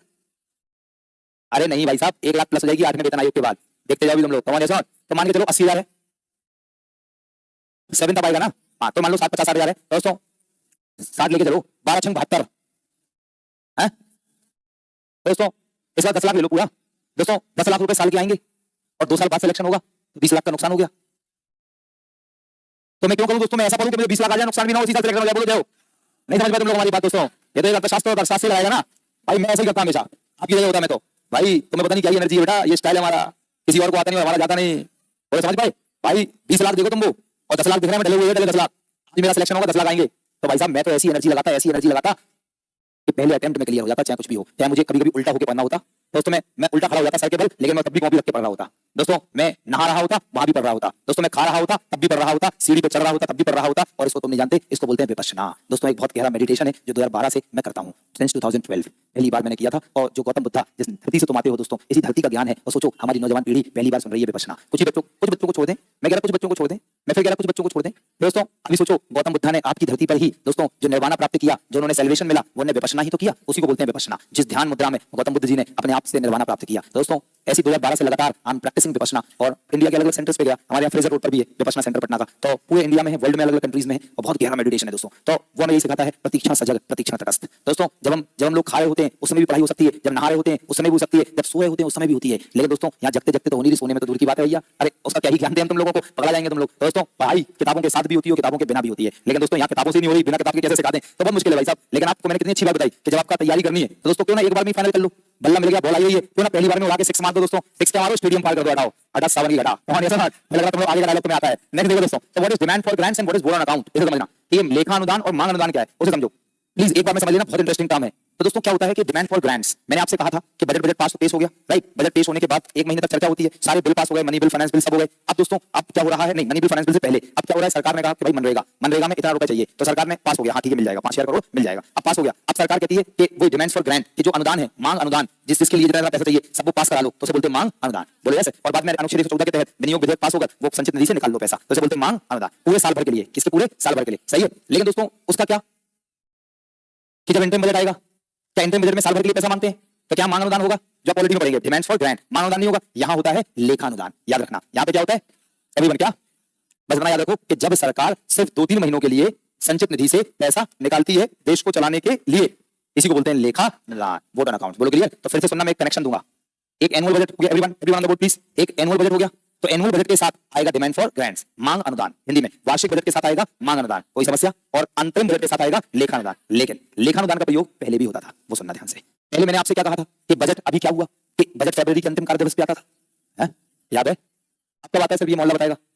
पहले कार्य दिवस पर, दोस्तों जब फरवरी के लास्ट कार्य दिवस पे आता था तो कई बार पूरे एक महीने में बचा ही एक महीना, है ना, 1 अप्रैल से 31 मार्च, 31-30 अप्रैल तक। दोस्तों जो 25-30 दिन बचे हैं, इन 25-30 दिनों में जो बजट है उसका money bill, finance bill pass ही नहीं हो पाया, अब सरकार क्या करेगी, तो जब तक विनियोग विधेयक पास नहीं होगा, जब तक पैसा निकलेगा नहीं, तो सरकार उस केस में 2017 से पहले कभी जब सारा बजट पास नहीं हो पाया तो उस केस में भी लेखा अनुदान से 2-3 महीने के लिए पैसा विड्रॉ करती थी। तो पढ़ो क्या लिखा, अंतरिम बजट में आजकल तो हो गया संचित निधि से 2 से 3 महीनों के लिए फंड विड्रॉल करती है। दोस्तों अब मैं बोलूं तो पहले क्या होता था, पहले इसका यूज वार्षिक बजट में भी हो जाता था। बोलो नहीं समझ पाए किस केस में, कंडीशन समझ गए नहीं, ईमानदारी से बताओ भाई साहब, बड़ा दुख होगा दोस्तों मुझे अगर नहीं समझोगे आप तो, क्योंकि कोई भी स्टेटमेंट अगर मैं बोलूं और आप समझ ना पाए तो इसमें मेरी तौहीन है, तुम्हारी बेइज्जती नहीं है, ना तुम्हारी ना बुराई है, तौहीन मेरी है दोस्तों। क्या लेखा अनुदान समझ गए कि शॉर्ट टर्म के लिए पैसा निकलवाते हैं, तो आज की तारीख में समझो, आज वार्षिक बजट, मांग अनुदान, अंतरिम बजट, लेखा अनुदान, पहले वार्षिक बजट, मांग अनुदान, कभी-कभी लेखा अनुदान, हमेशा अंतरिम बजट में लेखा अनुदान, पूरा कहानी क्लियर है, दैट्स इट, बोलो यस। नाउ दोस्तों बाकी मैंने आपको बजट के अंदर कुछ महत्वपूर्ण चीजें हैं, ये देखिए मैंने यहाँ पे हेडिंग लिखी है, बजट के अंदर कुछ महत्वपूर्ण चीजें हैं, ये सब मैंने आपको पढ़ा दिया, लेकिन ये लिखने को आपको घर पे काम दे रहा हूं कि भारत का पहला बजट, स्वतंत्र भारत का पहला बजट देखते जाओ, budget printing press Rashtrapati Bhavan 1950 तक, 1980 में शिफ्ट हो गया, मिंटो रोड ये देखो 1980 में चला गया, देन 55-56 बजट हिंदी में प्रकाशित हुआ, सारी बातें ब्लैक बजट, बाईबी 74 वाला, ये 3 प्रधानमंत्री जिन्होंने बजट पेश किया, 1991 का बजट इपोकल बजट कहते हैं, ड्रीम बजट, एक मिलेनियम बजट, और 1999 2000 से 5 बजे 11 बजे, ये सब मैंने आपको बता दिया। ये दोस्तों वो हमारे वित्त मंत्री रहे जिन्होंने बजट को सबसे ज्यादा बार पेश किया, ये 2 मैंने आपको बताए थे। बाद में एक कमेटी की बात करी, रेल 2017 में क्या क्या चेंजेस हुए, 2 चेंजेस बताए आपको। देन दोस्तों धीरे-धीरे आगे चल रहे हैं, मैडम निर्मला सीतारमण जी की सारी बातें बता दी, और 2025-26 में इनका लगातार 8वां बजट है, दैट्स इट, बोलो जी हो गया। नाउ तो यहां तक हमने बात कर ली, बोलो जी यस। हम डायरेक्टली बात करते हैं, हम डायरेक्टली बात करते हैं, देखना तो यहां तक पिछले लगभग 1.5 घंटे में हमने बजट का सिर्फ फंडामेंटल जाना, वो भी हमने सिर्फ बजट को इंट्रोड्यूस किया। अभी हमने बजट को मैं अपनी क्लास में 3 भागों में पढ़ाता हूं, ध्यान समझना, एक पॉलिटी के पॉइंट ऑफ व्यू से, एक हिस्ट्री के पॉइंट ऑफ व्यू से, और एक इकोनॉमी के पॉइंट ऑफ व्यू से। तो अभी हमने ये 2 पॉइंट ऑफ व्यू कंप्लीट कर लिए कि बजट की ऐतिहासिक घटनाएं वगैरह, बजट का पॉलिटिकल पार्ट, पॉलिटी का पार्ट कि मनी बिल, फाइनेंस बिल, संचित निधि, ये अनुच्छेद 112, 202, बोलो सब हो गए। अब हम बात कर रहे हैं एक्चुअली मेन बजट और जो इकोनॉमिक्स में पढ़ते हैं। अब शुरू हो रहा है 1.5 घंटे बाद, तो गौर से सुनना, आर यू गाइस रेडी।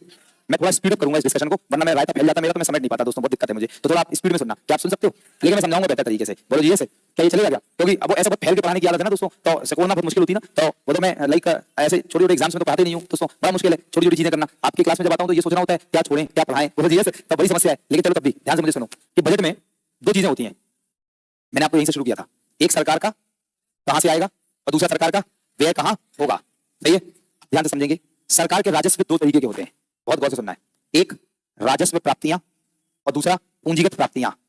ऐसी सरकार के व्यय भी 2 तरीके के हैं, यहां मैंने बोला था राजस्व प्राप्तियां, तो यहां लगा दो राजस्व व्यय, फिर मैंने बोला पूंजीगत प्राप्तियां, तो यहां लगा दो पूंजीगत व्यय, कॉमन सेंस, बोलो क्लियर है। तो बताओ दोस्तों सरकार के राजस्व 2, राजस्व मतलब इनकम कितने प्रकार की, 2, कौन कौन सी, राजस्व प्राप्तियां, पूंजीगत प्राप्तियां, व्यय 2, राजस्व व्यय और पूंजीगत व्यय, कोई समस्या, लुक एट दिस। तो सरकार का जो बजट है, हमारा टॉपिक है कंपोनेंट्स ऑफ बजट, बजट के अंग मतलब बजट के घटक, के बजट के अंदर क्या क्या होता है। अब गौर से सुनना, यही पेपर का डिस्कशन है और यही आपके एग्जाम में आ सकता है, और वो क्या देख लेना, बस सुनना ध्यान से। तो सरकार के बजट के जो इनकम है, सरकार के बजट में 2 चीजें, आय और व्यय। आय को हम अच्छी भाषा बोलते हैं राजस्व, तो हम आय नहीं बोलेंगे, इनकम नहीं, रेवेन्यू मतलब आय और नहीं, राजस्व और व्यय। तो राजस्व 2 प्रकार के, जल्दी देखो कौन कौन से, राजस्व प्राप्तियां, पूंजीगत प्राप्तियां। व्यय भी 2 प्रकार के, राजस्व व्यय, पूंजीगत व्यय। ऑनलाइन थम्स अप करिए, कितनी बात समझ गए, राइट। चलो अब दोस्तों बहुत ज्यादा ध्यान समझना, एक बात और सीखो मुझसे। आप दोस्तों ये 4 नए शब्द मिले कि सरकार के पास 2 स्रोतों से पैसा आता है और 2 स्रोतों में राजस्व प्राप्तियां, पूंजीगत प्राप्तियों से आता है और राजस्व व्यय और पूंजीगत व्यय में जाता है। Thank you online, thank you. अब और सुनो मुझे ध्यान से, सारे लोग बहुत कंसंट्रेट करो ना दोस्तों। अब मेरे सामने ये 4 नए शब्द हैं, राजस्व प्राप्तियां, पूंजीगत प्राप्तियां, राजस्व व्यय और पूंजीगत व्यय। अब मैं चाहता हूं कि आप इन चारों शब्दों की मीनिंग को अगले 10 मिनट में पढ़ें विद एग्जांपल्स कि भाई राजस्व प्राप्तियां क्या है, पूंजीगत प्राप्तियां क्या है, राजस्व व्यय क्या है, पूंजीगत व्यय क्या है। क्या आप सुनना चाहोगे, चलो गेट रेडी फॉर दैट। देखो दोस्तों 2 वर्ड सीखो, आप पहले 2 वर्ड सीखो प्लीज।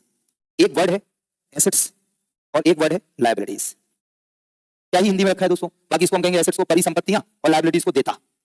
लेकिन अब समस्या ये है कि जब तुम्हें देता भी नहीं पता हिंदी का और लाइबिलिटी अंग्रेजी का भी नहीं पता, तो अंग्रेजी में पढ़ लो लाइबिलिटीज, क्योंकि पेपर में लिखने को तो आएगा नहीं, टिक करने को आएगा, और वो भी ये भी कभी नहीं आएगा दोस्तों। इसलिए और थोड़ा स्मार्ट बनो दोस्तों, जनरेशन के साथ चलो आगे आगे, नहीं समझ रहे? नहीं तो दोस्तों गरीब पैदा हुए गरीब मर जाओगे। इसलिए दोस्तों संकल्प लो अपने आप से, गरीब पैदा तो हुए लेकिन गरीब मरेंगे नहीं, है नहीं? और तो और देश से साथ कदम मिला के चलेंगे। देश जा रहा अंतरिक्ष पे, तुम पढ़े देखा पर यार देता लिखो सर, लाइबिलिटी हमें पसंद नहीं है, राइट? हम तो हिंदी माध्यम के छात्र हैं। मैं चाहता दोस्तों पर्सनालिटी कैसे डेवलप होगी आपकी। तो चलिए खैर, एसेट्स परिसंपत्ति लाइबिलिटीज देता। एसेट्स और लाइबिलिटी को समझो आप मेरे स्टाइल से। एसेट और लाइबिलिटी क्या होता है? जैसे आपके पिताजी के पास जो घर है, गाड़ी है, जो जमीनें हैं, जो सोना है, चांदी है, वो उनके, राइट? अब मेरे स्टाइल से समझो कि जो जैसे आप बेचो, मतलब जो जाए और पैसा आए, उसे एसेट बोलता हूं मैं।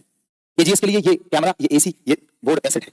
बेचो आपके पापा की जमीन, पैसा आएगा, सोना बेचोगे पैसा आएगा, गाड़ी बेचोगे पैसा आएगा, उसे बोलते हैं एसेट। लायबिलिटीज का मतलब है कि आपके पापा ने, आपने या मैंने बैंक से उधार लिया, या दोस्त से उधार लिया, किसी रिश्तेदार से उधार लिया, जो हमें वापस देना है, that is called liability. Everyone, that is called, मतलब जो जाए और पैसा भी जाए, जो जाए और पैसा भी जाए, दैट इज, और जो जाए लेकिन पैसा आए, दैट इज। दोस्तों जितने भी मोड़ा हैं, जो अपने माँ बाप के लिए एसेट है, नहीं समझे? ये जाएंगे ब्याह करने और पैसा लेके आएंगे, बड़ा दोस्तों एसेट हुए। और जितनी भी मोइयां बैठी जे बेचारी अपने माँ बाप के लिए ये जाएंगी भी और पैसा भी जाएगा। तो I hope you got the point कि what is asset and what is liability. बोलो समझ गए? सही है। लेकिन दोस्तों माफ करना मोड़ियां, स्पेशली ये मेरा विचार नहीं है, ये जनरली हमारे सामाजिक अवधारणा है। ऐसा बिल्कुल भी नहीं है ये मत सोचना कि क्या कह रहे हैं बोझ छोड़ना लायबिलिटी अपने माँ बाप के लिए। लेकिन दोस्तों आपने भी अपने माँ बाप से ही अपने समाज में हमेशा बात करते सुना होगा, आपके घर वाले मम्मी पापा बोलते होंगे बस यही मोड़ी रह गई हमारी, जाको ब्याह हो जाए, ऐसे लगे गंगा नहा लो हमने। दोस्तों बोला दोस्तों, ऐसे सुनो, सुनिए सी बात है, तो इसका मतलब बताइए यू आर ऑल लायबिलिटीज। दोस्तों बोलो यस, क्या करें बेचारे हैं। तो क्या एसेट और लायबिलिटी का कांसेप्ट समझ में आया? चलो अब मैं आप लोगों को बताऊंगा कि आजकल उल्टा हो रहा है। ये जो मौला है जो लायबिलिटी बन रहे, इतने बड़े बड़े मौला माँ बाप के ऊपर वहां बैठे दोस्तों, उनके ऊपर तो लायबिलिटी तो हुई तुम लोग अपने बाप के लिए, ज्यादा खुश मत हो। और दोस्तों कल को इनका ब्याह होगा, ये अपनी अपनी लड़ाई को लेके अलग रहने लगेंगे, और माँ बाप को जो सबसे ज्यादा समस्या होगी, तो सबसे पहले मोड़ियां पहुंचेंगी। इनका सॉफ्ट हार्ट होता है। और दोस्तों तो असली एसेट कौन हुआ? गर्ल्स। थैंक यू बोलो दोस्तों मुझे, यस राइट। तो दोस्तों अगर तुम्हें भी एसेट बनी रहना है तो बेटा लड़ाई को लेके अलग रहने का नहीं, माँ बाप के साथ रहने का। बोल ये लोग चाहे जितना कहीं अलग रहो, तुम्हारी उल्टा माँ मुझे बिल्कुल नहीं जमती, तो कहना भाई देखो तुम्हारे लिए जैसी भी हो मेरी तो माँ है और मैं साथ में रहूंगा। कौन ऐसा नहीं समझेगा दोस्तों, घर घर की यही कहानी है। चलो खैर, हम एसेट और लायबिलिटी के माध्यम से, बस हम एसेट और लायबिलिटी के माध्यम से इन 4 शब्दों को सीखेंगे। 4 शब्दों को मैं बाद में सिखाऊंगा। पहले मैं राजस्व का एसेट और लायबिलिटी के साथ संबंध सिखाऊंगा दोस्तों, राइट? पहले मैं एसेट और लायबिलिटी का और रेवेन्यू का संबंध सिखाऊंगा, मतलब राजस्व का और एसेट और लायबिलिटी का रिलेशन क्या है। बहुत गौर से सुनेंगे दोस्तों। Are you guys ready? चलो ये मैं बातें बताता हूं, पहले आपको पैसे कमाने के कुछ तरीके सिखाता हूं। आज मेरा मूड बहुत अच्छा है। बोलो दोस्तों सीखना चाहेंगे क्या? मैंने कहा पैसे कमाने के तरीके से इसकी शक्ल देखो दोस्तों, यार तो आनंद आ गया, देख रहे हो, जोश में आ गई भाई। जब मैं पढ़ा रहा था राजस्व बातें पूंजी बताया, ऐसे मुंह बना के बैठी, यार ये क्या पढ़ा? मैंने कहा आज मैं पैसे कमाने के 2 तरीके सिखाऊंगा, मूड बहुत जबरदस्त है मेरा। यार हट जाओ दोस्तों, सीखा तो सीखा तो इंतजार था कई समय से। तो भाई देखिए, तो दोस्तों पैसे कमाने के 2 तरीके और बहुत सिंपल सॉलिड, आज ही कमा लोगे। बताओ दोस्तों सिखाऊं क्या? बोलो सिखाएं क्या दोस्तों? है सब लोग दोस्तों सोच रहे कहां बजट बजट की बातें कर रहे हैं सर, यही पहले सिखाना था दोस्तों। तो भाई पैसे कमाने के 2 तरीके और पैसा ही पैसा होगा आपके पास। और फिर आप कहोगे पैसा पैसा क्यों करती है पैसे पे तू, बोलो क्लियर है? तो आज आपको सिखाते हैं पैसे कमाने के 2 तरीके, और इतना बढ़िया तरीका कि क्लास के तुरंत बाद पैसा आएगा। है सही है क्या भाई? अर्थशास्त्र का शिक्षा को तो कुछ तो और ज्ञान दे भी दूं, जैसे कम से कम दोस्तों तुम लोग भी गरीबी आदि दूर कर लो। बोलो ऑनलाइन सीखना चाहते हैं क्या? ये देखिए कितने मस्ती में आ गए भाई साहब, सब कह रहे हैं सब बताइए जल्दी जल्दी देखिए। एक जना तो कह रहा सर जल्दी बताओ ना सर, राइट? तो जल्दी बताओ ना सर, तू आगे यहाँ देखो दोस्तों। तो अगर मैं बात करूं पैसे कमाने के 2 तरीके, बोलो सिखाऊं?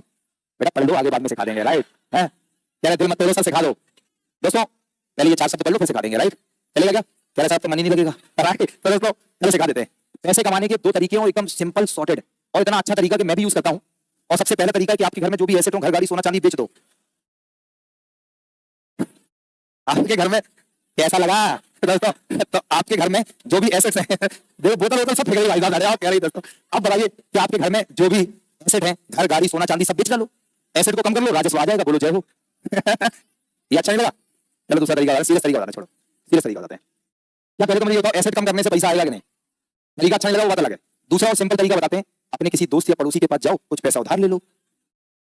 और मेरा सजेशन है जब तक मत चुकाओ जब तक वो घर पे आके पापा को ना बता दे। बोलो सही है कि नहीं? तो यदि आप अपनी लायबिलिटीज देता को बढ़ाते हो तो पैसा आएगा। बोलो यस। दोस्तों पैसा कमाने का कोई शॉर्टकट तरीका नहीं है। अगर कोई शॉर्टकट तरीका होता तो इतने बढ़िया रोमांटिक मौसम में मैं अपनी बिना बीवी के यहाँ पटना में रह रहा होता। बोलो समझ में आया दोस्तों आपको? है पैसे कमाने का कोई और तरीका होता तो मैं दोस्तों इतने बढ़िया मौसम को छोड़कर तुम लोगों के साथ पढ़ा रहा होता। तो यार तो नहीं समझ पाया, समझ गए आप लोग? बोलो ये समझ। तो पैसा कमाने का कोई शॉर्टकट तरीका नहीं है दोस्तों, मेहनत से ही पैसा आता है और मेहनत से ही आना चाहिए। बोलो यस। कल को तुम सरकारी विभाग में जाओगे तो खूब पैसा खाओगे, लेकिन याद रखना आज 2025 में डॉक्टर भरत की बात, जितना भी पैसा खाओगे गलत तरीके से उसका 2 गुना या अगली जनरेशन पर निकाल दोगे। तो वो तुम्हारे ऊपर है कि तुम्हें खाना है, सिस्टम का हिस्सा बनना है या नहीं बनना है। बोलो जी यस। नहीं तुम बनोगे, बनना नहीं है कि तुम अपने आप ही बन जाओगे। पैसा होता ही ऐसा है दोस्तों, पैसा होता ही ऐसा है, उसमें तुम्हारी कोई गलती नहीं, तुम अपने आप को रोक भी नहीं पाओगे। लेकिन हर बार याद रखना कि कुछ उसमें ऐसा भला करते रहो कि जो तुम्हारी अगली पीढ़ी को, तुम्हारे जो बच्चे होंगे उन पर वो ना निकले। क्योंकि दोस्तों ये मेरा अनुभव है, मेरा अनुभव है कि दोस्तों जिनका बाप जितना ज्यादा डैश होता है उनकी औलादें उससे भी ज्यादा डैश होती हैं। क्योंकि हम तो पुलिस विभाग से ही हैं और हम क्या ही बताएं कि हमारे पापा पीएससी में थे, लेकिन पीएससी बोले तो हम लोगों के पिताजी की 1 भी रुपए की ऊपरी कमाई नहीं होती। क्योंकि जो पीएससी वाले होते हैं वो तो या तो जंगल में नक्सलाइट से लड़ रहे होते हैं या फिर बीबीआईपीस की ड्यूटी में रहते हैं। लेकिन जहां तुम जाने वाले हो तुम लोग सिविल पुलिस में रहोगे, डायरेक्ट पब्लिक डीलिंग होगी तुम्हारी, खूब पैसा आएगा दोस्तों, इतना पैसा आएगा कोई क्या ही करे, आएगा। लेकिन खाना, मैं मना नहीं कर रहा, लेकिन कुछ अच्छे काम भी करते जाना, परोपकारी काम, लेकिन कभी खाना तो उन लोगों से खाना जिनसे तुम्हें खाना चाहिए। दोस्तों एक बहुत बुरी बात होती है कि 70-80 हजार कमाने वाला एक अधिकारी दोस्तों एक रिक्शे वाले से 50 रुपए मांग रहा होता है। दोस्तों ये बहुत बुरा है, और वो 50 रुपए तुम्हारे 5 लाख के बराबर निकलेंगे कभी ना कभी। तो ये मेरा पर्सनल सजेशन है जो मैं अपने स्टूडेंट को सिखाता हूं। कौन है? जहां मौका मिले वहां जरूर खाओ दोस्तों। गरीब रहना है नहीं है, अमीर बनना है, याद रखना, लेकिन सही तरीके से। क्या मेरी बात समझ में आई आपको? मैं बिल्कुल नहीं कह रहा करप्शन मत करना, अगर उल्लू हो गया नहीं करोगे, जरूर करना दोस्तों, लेकिन दोस्तों जहां मौका हो वहीं करना। क्या बात समझ में आई? आपने देखा दोस्तों एक पुलिस वाले ऐसे रिक्शे वालों से पैसा ले रहे हैं, दोस्तों ये नहीं बनता कि आपको जहां खाना हो, जैसे मान लो कोई हाई प्रोफाइल केस आ गया उसको दबाना है तो लाओ 50 लाख इन करो दोस्तों, हाई प्रोफाइल केस को दबा दो, क्या दिक्कत है? बाद में देखा जाएगा दोस्तों। मान लो पूरी जीवन में तुम 1 करोड़ नहीं कमा पाते, फंस भी गए तो क्या हुआ, 1 करोड़ तो मिल गया, छोड़ दो नौकरी, उसके बाद नहीं मिलेगा। तरीका समझो यार। अरे बोलो सुन, अधिकारी भी बनना है, बिल्कुल इंटेलिजेंट ऑफिसर नहीं मिलेगा, ऐसे थोड़ा ना हमारे स्टूडेंट्स होते हैं। बोलो यस। कोई बड़ा रिच आदमी का कोई केस तुम्हारे हवाले आ गया, अरे बोलो यस, आलो से 10-12 लाख रुपए, क्या फर्क पड़ेगा? नहीं मिलेगा। कांड भी तो करके आया हो बेचारा, ठीक नहीं? आपको कांड किया तो उसे बचाना भी तो है, तुमने एक काम तो किया उसको बचा लिया। इसे काम करो दोस्तों, ये 10-20, 100-200 रुपए खा रहे बेचारा वो आदमी गरीब है, उससे क्या ही करना, उनकी तो मदद करो दोस्तों, 100-200 रुपए दे दो उन्हें, फिर देखो कितनी दुआएं देगा वो तुम्हें। कौन है? चलो ऐसे होते हैं हमारे स्टूडेंट, क्या बात समझे? पैसे कमाने का तरीका सिखा रहे थे, सीखता है क्या? पहले नौकरी लो फिर कमाना, राइट दोस्तों? ध्यान देखो, everyone on the board please. सरकार के पास राजस्व सिर्फ 2 तरीकों से आता है, ना फोकस, या तो परिसंपत्तियों को कम करके या तो लायबिलिटीज को बढ़ा के। बताओ किसी को कोई समस्या? पक्का? आइए देखिए, राजस्व प्राप्तियां सरकार की वे प्राप्तियां हैं, सरकार के वे रेवेन्यूज हैं, सरकार की वे इनकम है जिसमें सरकार के पास पैसा तो आएगा लेकिन ना तो एसेट कम होगा, और ये एसेट कम, और ना तो liability cross. This is called राजस्व प्राप्तियां। ये तो रही सिर्फ इसकी मीनिंग, अभी इसके बारे में बहुत ज्ञान मिलेगा, पेशेंस रखिए। फिलहाल मीनिंग समझ में आ गई या नहीं?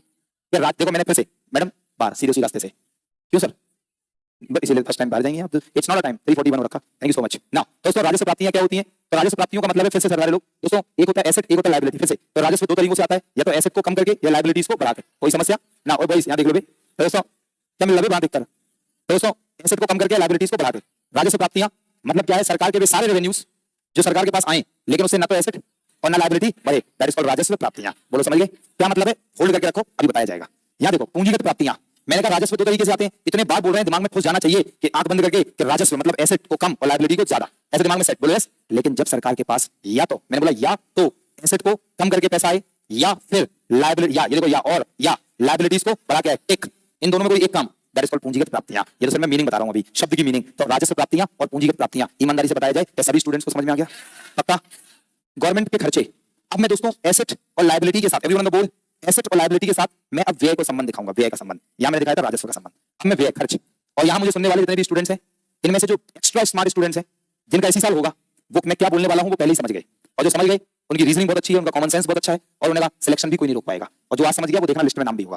दोस्तों देखिए, खर्चा और एसेट और लायबिलिटी का संबंध थोड़ा दिमाग लगाना होता है। जो टीचर से एक कदम आगे बढ़ते चलता है दोस्तों वो हमेशा सफल रहता है। देखिए कभी भी ऐसा शिक्षक मिलेगा कि जो कहेगा हमसे भी आगे चलो। दोस्तों टीचर कहते हैं आगे आगे मत भागो, हम कहते हैं जितना आगे चल पाओ चलो, दम तो होनी चाहिए तुम्हारी, और इसका मतलब है तुम में सेंस बहुत अच्छा है। दोस्तों बताओ कितने लोग समझ पाए मैं क्या बात करने जा रहा हूं? समझ पा रहे हैं? ये देखो मेरे पास 20 लाख रुपए है, आप लोगों के पास 20-20 लाख रुपए। बोलो जी अगर आप खर्च करोगे, गोल्ड खरीदोगे, जमीन खरीदोगे, तो बताओ आपकी परिसंपत्तियां बढ़ जाएंगी। क्या यही हो रहा है कि जब हम खर्च करते हैं तो हमारे एसेट बढ़ते हैं? दूसरा, मान लो दोस्तों हमने किसी से उधार ले रखा है और हमने अब अपने पैसे क्या किए? खर्च। एवरीवन पैसे क्या किए? खर्च। तो हमारी लायबिलिटीज क्या हो गई? कम। तो खर्च करने से या तो एसेट या लायबिलिटी घट जाए। दोस्तों मैंने कहा देखो 2 वैरायटी के स्टूडेंट से तुम्हें ताल्लुकात दिखाते हैं। एक तो ऐसे स्टूडेंट जो मैंने कहा था पढ़ाने से पहले कि दोस्तों मेरे बिना पढ़ाए वो समझ गए कि आगे मैं क्या पढ़ाऊंगा। क्या ऐसे कुछ स्टूडेंट्स थे कि नहीं? लेकिन दोस्तों कुछ ऐसे भी हैं जिनने दोस्तों इतनी बी कॉम्प्लेक्स की कमी उनमें, इसलिए बॉम्बीटा की इतनी जरूरत है उन्हें, कितनी कमी है कि पढ़ाने के बाद भी नहीं समझ पाए। इसलिए कुछ और भी स्टूडेंट बैठे हैं यहाँ पर, तो दोस्तों जो पढ़ाने के बाद भी नहीं समझ पाया उसे मैं पर्सनल सजेशन देता हूं, या तो आप थोड़ा अपना कंसंट्रेशन लेवल बढ़ाओ, और नहीं बढ़ रहा है 10-15 दिन में बोरी बिस्तर उठाओ घर निकल लो। और दोस्तों कौशल विकास का कोई काम करो। जैसे अभी हमारी सबसे बड़ी दीदी का लड़का, दोस्तों फुलवती दीदी नाम है उनका, तो बड़े पापा की सबसे बड़ी लड़की, मैं तो अकेला ही हूं, ना तो कोई भाई ना बहन। दोस्तों हमारे बड़े पापा की सबसे बड़ी लड़की है, उनका एक सबसे छोटा लड़का है, नाम है उसका चंद्रभान। अब दोस्तों चंद्रभान सिंह, अब मैं उसको क्या कर रहा हूं अभी, बस वो हमारा नेक्स्ट सैंपल है दोस्तों। ऐसे हम बहुत सारे अपने यंग लोगों को, जितने भी हमारे परिवार में, रिश्तेदारों में जितने भी यंग्स होते हैं आप जैसे लोग, दोस्तों सबको ठिकाने लगाने का काम हमारा ही है। दोस्तों कि हम लोग गरीब थे लेकिन गरीब रहना नहीं है, राइट? तो दोस्तों से बात चल रही है पिछले 10-15 दिन से, छोटा है वो, अभी उसने ग्रेजुएशन फर्स्ट ईयर में है, छोटा ही होता है दोस्तों, 12th करके आया, तो मम्मी का थोड़ा लड़का भी है, तो उसको हम बुला रहे हैं वापस मतलब अपने गांव से, वहां से वापस तो बुला रहे हैं, और बुलाने के बाद अब उसको 2-3 साल में रख के अपने पास ट्रेंड कर देंगे एकदम, और 2-3 साल बाद 1-1.5 लाख रुपए जब वो कमाने लगेगा उसका ठिकाना अलग करके छोड़ देंगे उसको, जाओ जिंदगी जियो अपनी। कमाने सुना दोस्तों कितना अच्छा काम है हमारा, नहीं समझे आप लोग? है नहीं, है कि नहीं? तो क्योंकि देखो आप अकेले आगे बढ़ोगे तो जीवन में क्या ही तुमने कर लिया, लेकिन जितने लोग आपके साथ लगे हुए हैं आप उन्हें भी आगे बढ़ा दो, तब तो फिर आनंद ही आनंद है। बोलो जी, इसलिए मैं अपने जीवन से बहुत संतुष्ट रहता हूँ। बहुत एक तो संतुष्ट क्या, असीम लेवल का संतुष्ट कि क्या ही करना यार, इतने छोटे जीवन में पिताजी 4th क्लास में रहकर इतना पढ़ा दिया, इतना बड़ा हो गया, इतना पैसा कमा लिया, पिताजी माताजी सब खुश, जीवन हमारा जी लिया। अब दोस्तों थोड़ा ऐसा भी काम करें। तो तुम्हें लग रहा होगा मैं ऐसी स्टोरी सुना रहा था, नहीं, तो मैं इनडायरेक्टली कुछ ज्ञान दे रहा था कि कल को जब आप कुछ बन जाओ तो अपने अपने जो भाई बहन हो, अपने अड़ोसी पड़ोसी हो, आप इनकी भी मदद करो। कमोन, तो जब सब विकसित होंगे तो हमारा भारत और हमारा बिहार भी विकसित हो जाएगा। बोलो सुनो, नहीं तो लोगों को देखा 95% अपना डेवलप हो जाते हैं, समाज को भूल जाते हैं। अरे बोलो सुनो, आपको भी दोस्तों आगे बढ़ना है, अपने लोगों को भी बढ़ाना है, जितनी मदद हो सके उनसे। कौन सही है कि नहीं? तो अभी ऐसा मैं नहीं करता कि कभी मुझे कोई गरीब या भिखारी दिखता मैं उसे 2 रुपए भी नहीं देता, लेकिन दोस्तों हमारा सिद्धांत अलग है कि हमारी जो गरीब लड़कियां हैं, जैसे हमारे जीजा दीदी हैं, क्या हमारे कोई और हैं, तो उनकी लड़कियां कुछ गरीब हैं, जब उनके घर जाते हैं तो आते समय उन्हें एक लिफाफा पकड़ा दिया 15-20 हजार का। कौन सुनो, ऐसी है भाई दोस्तों, बस तो उससे क्या होता है, वो कम से कम 1-2 महीने अपने जीवन में अच्छे समय जी लेंगी, अपन इतना तो योगदान कर ही सकते। तो ये हमारी फिलॉसफी है, बाय मी ओनली, ना तो हमने किसी से कॉपी करी है, मेरी फिलॉसफी है कि हमारे घर में इतनी गरीबी है दोस्तों, तो हम दूसरों को क्या ही सेवा करें, है ना? तो हमारे ये मेरा स्टेटमेंट है कि हमें समाज सेवा जब करनी चाहिए, ये हम अपने माँ बाप और हम अपने लोगों की सेवा कर लें दोस्तों, तब हम क्या करेंगे, समाज सेवा। तो जब हमारे माँ बाप मर जाएंगे और जब हमारे सारे लोग सेटल हो जाएंगे, फिर उसके बाद हम समाज सेवा करेंगे। क्या बात समझे नहीं? देखा दोस्तों लोगों ने ऐसे लंगर बांट रहे, ऐसे हजारों लाखों रुपए का लोगों को खिला रहे और देखा माँ बाप उनके अनाथ आश्रम में डले, तो ऐसा सेवा करने का कोई भाव नहीं होना चाहिए। आप हमारी बात समझ पाएंगे नहीं? चलो दोस्तों अब देखो खर्चे, और जो मेरे बहुत स्मार्ट स्टूडेंट हैं वो तो राजस्व व्यय और पूंजीगत व्यय भी समझ गए। बोलो समझिए, देखो वर्ड राजस्व मतलब एसेट लायबिलिटी पर कोई इंपैक्ट नहीं है। देखा सारे लोग राजस्व व्यय सरकार के वे व्यय जिनमें सरकार करोड़ों रुपए खर्च करेगी, लेकिन अभी वन बोर्ड, लेकिन यहाँ देखो ना तो एसेट बढ़ेगा और ना ही लायबिलिटी घटेगा। बोलो समझ गए क्या? और पूंजीगत प्राप्ति व्यय क्या होता है जल्दी बताओ? जहां पे सरकार पैसा खर्च करेगी, लेकिन या तो एसेट बढ़ेगा या लायबिलिटी घटेगा। टिक। बोलो समझ गए? 4 शब्द एकदम सॉलिड। तो सरकार के राजस्व कितने प्रकार के जल्दी बताओ? 4। नो, राजस्व कितने? 2। राजस्व प्राप्तियां और पूंजीगत प्राप्तियां। बोलो यस। और व्यय कितने प्रकार के हैं? 2। एक राजस्व व्यय, एक पूंजीगत व्यय। राजस्व प्राप्तियां पैसा आता है लेकिन ना तो एसेट कम ना लायबिलिटी ज्यादा। पैसा आएगा लेकिन या तो एसेट कम या लायबिलिटी ज्यादा। पूंजीगत प्राप्तियां बोलो भैया, जब पैसा खर्च हो लेकिन ना तो एसेट बढ़े ना लायबिलिटी कम। राजस्व व्यय, जब पैसा खर्च हो या तो एसेट बढ़े या लायबिलिटी कम, दैट इज पूंजीगत व्यय। समझिए? पेपर में यही पूछा जाएगा। दूसरा सवाल क्या होगा, आगे सुनो। पेपर में सवाल आएगा निम्नलिखित में से सरकार के कौन से राजस्व प्राप्तियां हैं या नहीं है। तो अब आपको यह पता होना चाहिए कि राजस्व प्राप्तियां कौन कौन सी होती हैं। उससे पहले थोड़ा सुनो, राजस्व प्राप्तियां 2 तरीके की होती हैं। एक टैक्स रेवेन्यू रिसीट्स, मैं तो बहुत गहराई में पढ़ा रहा इसलिए बता रहा, वरना मैं तेरे अंदर बताता नहीं। कर इनका यूज कहां होगा वो बाद में। कर राजस्व प्राप्तियां और एक गैर कर राजस्व प्राप्तियां, ध्यान समझेंगे। तो राजस्व प्राप्तियां कितने तरीके की हैं ये देखो। गवर्नमेंट के रेवेन्यूज, तो हम ये वाली स्लाइड हटा देते हैं क्योंकि तो हमने कराई दी आपको। बोलो जी से। अब सरकार की ये देखो राजस्व प्राप्तियां, फिर से पढ़ो एक बार, यहां देखो जो भी लिखा है वो सब पढ़ लीजिए अच्छी तरह कि या तो ना तो एसेट कम ना लायबिलिटी ज्यादा। यहां लिखा भी ना तो परिसंपत्तियां कम होती ना तो देता ज्यादा। लेकिन साहब दूसरा देखो इन, हाँ ये लाइन क्या लिखी वो समझना, ये मैं बताता हूं, अभी मन नहीं है मेरा। तो राजस्व प्राप्तियां 2 तरीके की हैं, एक कर राजस्व प्राप्तियां और एक गैर कर राजस्व प्राप्तियां। सही है? अब मुझे सुनना, इसे मत देखो, तो मुझे सुनना। सभी प्रकार के कर, मैं हूं गवर्नमेंट, कौन हूं मैं? मेरे पास जितने भी प्रकार के टैक्सेस से पैसा आता है, तो पॉइंट नंबर 1 बताना, क्या जो टैक्सेस से पैसा आएगा क्या वो इनकम होगा या नहीं? गवर्नमेंट का राजस्व है। ऊपर देखो, सबसे ऊपर जहां मैं बोल रहा हूं इनकम है। नंबर 2, जो टैक्स से पैसा आएगा क्या उससे मेरा एसेट कम हुआ, क्या मेरी लायबिलिटी बढ़ी? सभी प्रकार के कर। बोलो समझ गए? आप टैक्सेस होते कौन कौन से टाइप्स हैं वो हम कल की क्लास में सीख रहे होंगे जब टैक्सेशन पढ़ेंगे, अभी बजट चल रहा है दोस्तों। दूसरा, टैक्स के अलावा गैर कर, फिर से टैक्स के गैर कर, लेकिन होंगे वो राजस्व प्राप्तियां। Number 1, don't look at this, number 1 fee fines licence. Everyone, fee fines licence. Everyone बताइए दोस्तों, जैसे गवर्नमेंट के स्कूल्स हैं, हॉस्पिटल्स हैं, आप जूलॉजिकल पार्क्स हैं, मतलब जू में आप जाते हो या म्यूजियम में जाते हो, फी लगती है। सरकार के पास पैसा जाता है, आपने रेड लाइट जम कर दी, फाइन लग गया, पैसा गया, आपने लाइसेंस लिया है, चाहे ड्राइविंग लाइसेंस, दारू का ठेका खोलने का लाइसेंस, पेट्रोल पंप का लाइसेंस, पैसा दिया। फी फाइन्स लाइसेंस के माध्यम से सरकार के पास पैसा गया या नहीं, राजस्व है या नहीं, लेकिन क्या एसेट कम हुआ, क्या लायबिलिटी बढ़ी, क्या टैक्स है? नहीं, तो गैर कर राजस्व प्राप्तियां। बोलो समझ गए? इनकम फ्रॉम पीएसयूज, मैंने आपको ऑलरेडी बताया पीएसयूज, महारत्ना नवरत्न नहीं रत्ना। दोस्तों जो ये सरकार की कंपनी है, सरकार की कंपनी से प्रोडक्ट बिकते हैं, पैसा आता है, पीएसयूज की आय, क्या इनकम है, क्या एसेट कम हुआ, लायबिलिटी बढ़ी, क्या टैक्स है? गैर कर राजस्व प्राप्तियां। नंबर 3, उपहार एवं अनुदान। दोस्तों सरकार को किसी ने गिफ्ट दिया, कुछ अनुदान दिया, पैसा आया, एसेट कम, लायबिलिटी ज्यादा। दोस्तों इनकम, गिफ्ट एंड ग्रांट्स। बोलो समझ में आया? नंबर नेक्स्ट, अगर मैं बात करूं, सरकार ने लोन दिया था, उससे ब्याज आया, तो ब्याज एक इनकम है, एसेट कम हुआ, लायबिलिटी कम हुई, बढ़ी नहीं हुई, एक टर्म और एस चीट। लेकिन लास्ट दोस्तों सब दिमाग में कुछ नहीं देखना मुझे, सब मैंने तो लिखा है पढ़ा कर। दोस्तों एस चीट क्या होता है ध्यान समझो। एक थे मिस्टर एक्स, कौन थे? मिस्टर एक्स की हो गई डेथ, मिस्टर एक्स की हो गई डेथ, और after the death of mister X there is no one to have a claim on the property which belong to mister X. Mister X की प्रॉपर्टी पर उनकी डेथ के बाद कोई भी वारिस अपना क्लेम करने वाला नहीं है। तो अपने आप बताइए मिस्टर एक्स की प्रॉपर्टी ऑटोमेटिकली किसकी जाएगी? That's called S cheat. Hindi बोलते हैं राजगामी परिसंपत्ति। बोलो क्लियर? तो क्या इससे पैसा गवर्नमेंट की? मैं दूसरा एग्जांपल दूंगा। आर्कियोलॉजिकल सर्वे ऑफ इंडिया कहीं खुदाई कर रहा था और वहां से निकला कई टन गोल्ड, क्या उस पर कोई क्लेम करने वाला है? क्या वो सरकार का है? S cheat. बोलो समझ गए ना? स्पेशल असेसमेंट फी कोई काम की नहीं है, छोड़ देते हैं, क्या करना आपको। बाकी एक लाइन बताते हैं सरल भाषा में कि सरकार जब विकास का काम करती है तो उससे क्या आपकी प्रॉपर्टीज और जो आपकी प्रॉपर्टीज है या जो आपकी घर है, बिल्डिंग है, उसके दाम बढ़ जाते हैं नहीं? जैसे मान लो आपका घर कहीं है, सरकार ने एक बढ़िया रोड बनवा दी, वहां सरकार ने लाइट के खंभे लगवा दिए, नाली बनवा दी, दोस्तों क्या बताइए आपके घर की वैल्यू बढ़ जाएगी? तो उसका थोड़ा सा पैसा आप सरकार को दोगे और दोस्तों उसको बोलेंगे विशेष मूल्यांकन शुल्क। बोलो जी ऐसे। तो क्या इससे सरकार के पास इनकम तो गया, लेकिन क्या सरकार के एसेट कम हुए, लायबिलिटी बढ़ी? दैट इज कॉल्ड राजस्व प्राप्तियां। तो मुझे उम्मीद है राजस्व प्राप्तियां सब समझ गए। पूंजीगत प्राप्तियां बहुत सिंपल है, जैसे हमने राजस्व प्राप्तियों को 2 हिस्से में बांटा, जैसे दोस्तों इसको आज आपने अभी पढ़ा, आज घर जाके भी एक बार देख लेना। बोलो जी ऐसे। ये कैसी चीज है बता दूं, ये ऐसी चीज है जिसको रिवीजन चाहिए, थोड़ा सा रिवीजन चाहिए। जैसे मैंने पढ़ाया एनपीए, दोस्तों उसके लिए रिवीजन नहीं चाहिए, वो बुढ़ापे तक भी याद रखोगे आप, लेकिन कुछ ऐसे कॉन्सेप्ट्स होते हैं जहां रिवीजन चाहिए, तो इसको एक बार और करना। बोलो जी यस। अभी आप आगे सुनो मेरे प्यारे साथियों, पूंजीगत प्राप्तियां, लेकिन इनकी मीनिंग देखो। पूंजीगत की एक बार फिर से कि सरकार के पास पैसा तो आएगा, लेकिन जल्दी बताओ कैसा आएगा? या तो एसेट को कम करके या लायबिलिटीज को बढ़ाकर, या तो एसेट को कम करके या लायबिलिटीज को बढ़ाकर, सही है? तो इसको मैंने दो भागों में बांटा, ऋण पूंजीगत प्राप्तियां और गैर ऋण पूंजीगत प्राप्तियां। एवरीवन, क्या मैंने बोला? ऋण पूंजीगत प्राप्तियां और गैर ऋण पूंजीगत प्राप्तियां। कोई समस्या? मैं हूं गवर्नमेंट, पैसा खत्म, मैंने ले लिया उधार। पॉइंट नंबर 1, क्या इनकम आई? बोलो यस, लेकिन कैसे आई? नहीं, एसेट और लायबिलिटी के सेंस में बताओ। लायबिलिटी बढ़ाकर, लुक एट दिस, लायबिलिटी बढ़ाकर पूंजीगत प्राप्तियां। Everyone on the board please. मैंने पूंजीगत प्राप्तियों को दो भागों में बांटा, एक ऋण पूंजीगत प्राप्तियां और एक गैर ऋण पूंजीगत प्राप्तियां। फिर से देखो दोस्तों, यहाँ मीनिंग भी लिखी है कि जो पैसा आएगा, लेकिन या तो एसेट को कम करके या लायबिलिटी को बढ़ाकर। जब आप ये लिख रहे होंगे तो बड़ा आनंद आएगा आप लोगों को दोस्तों। या तो एसेट को घटाकर या लायबिलिटी को बढ़ाकर। बोलो क्लियर?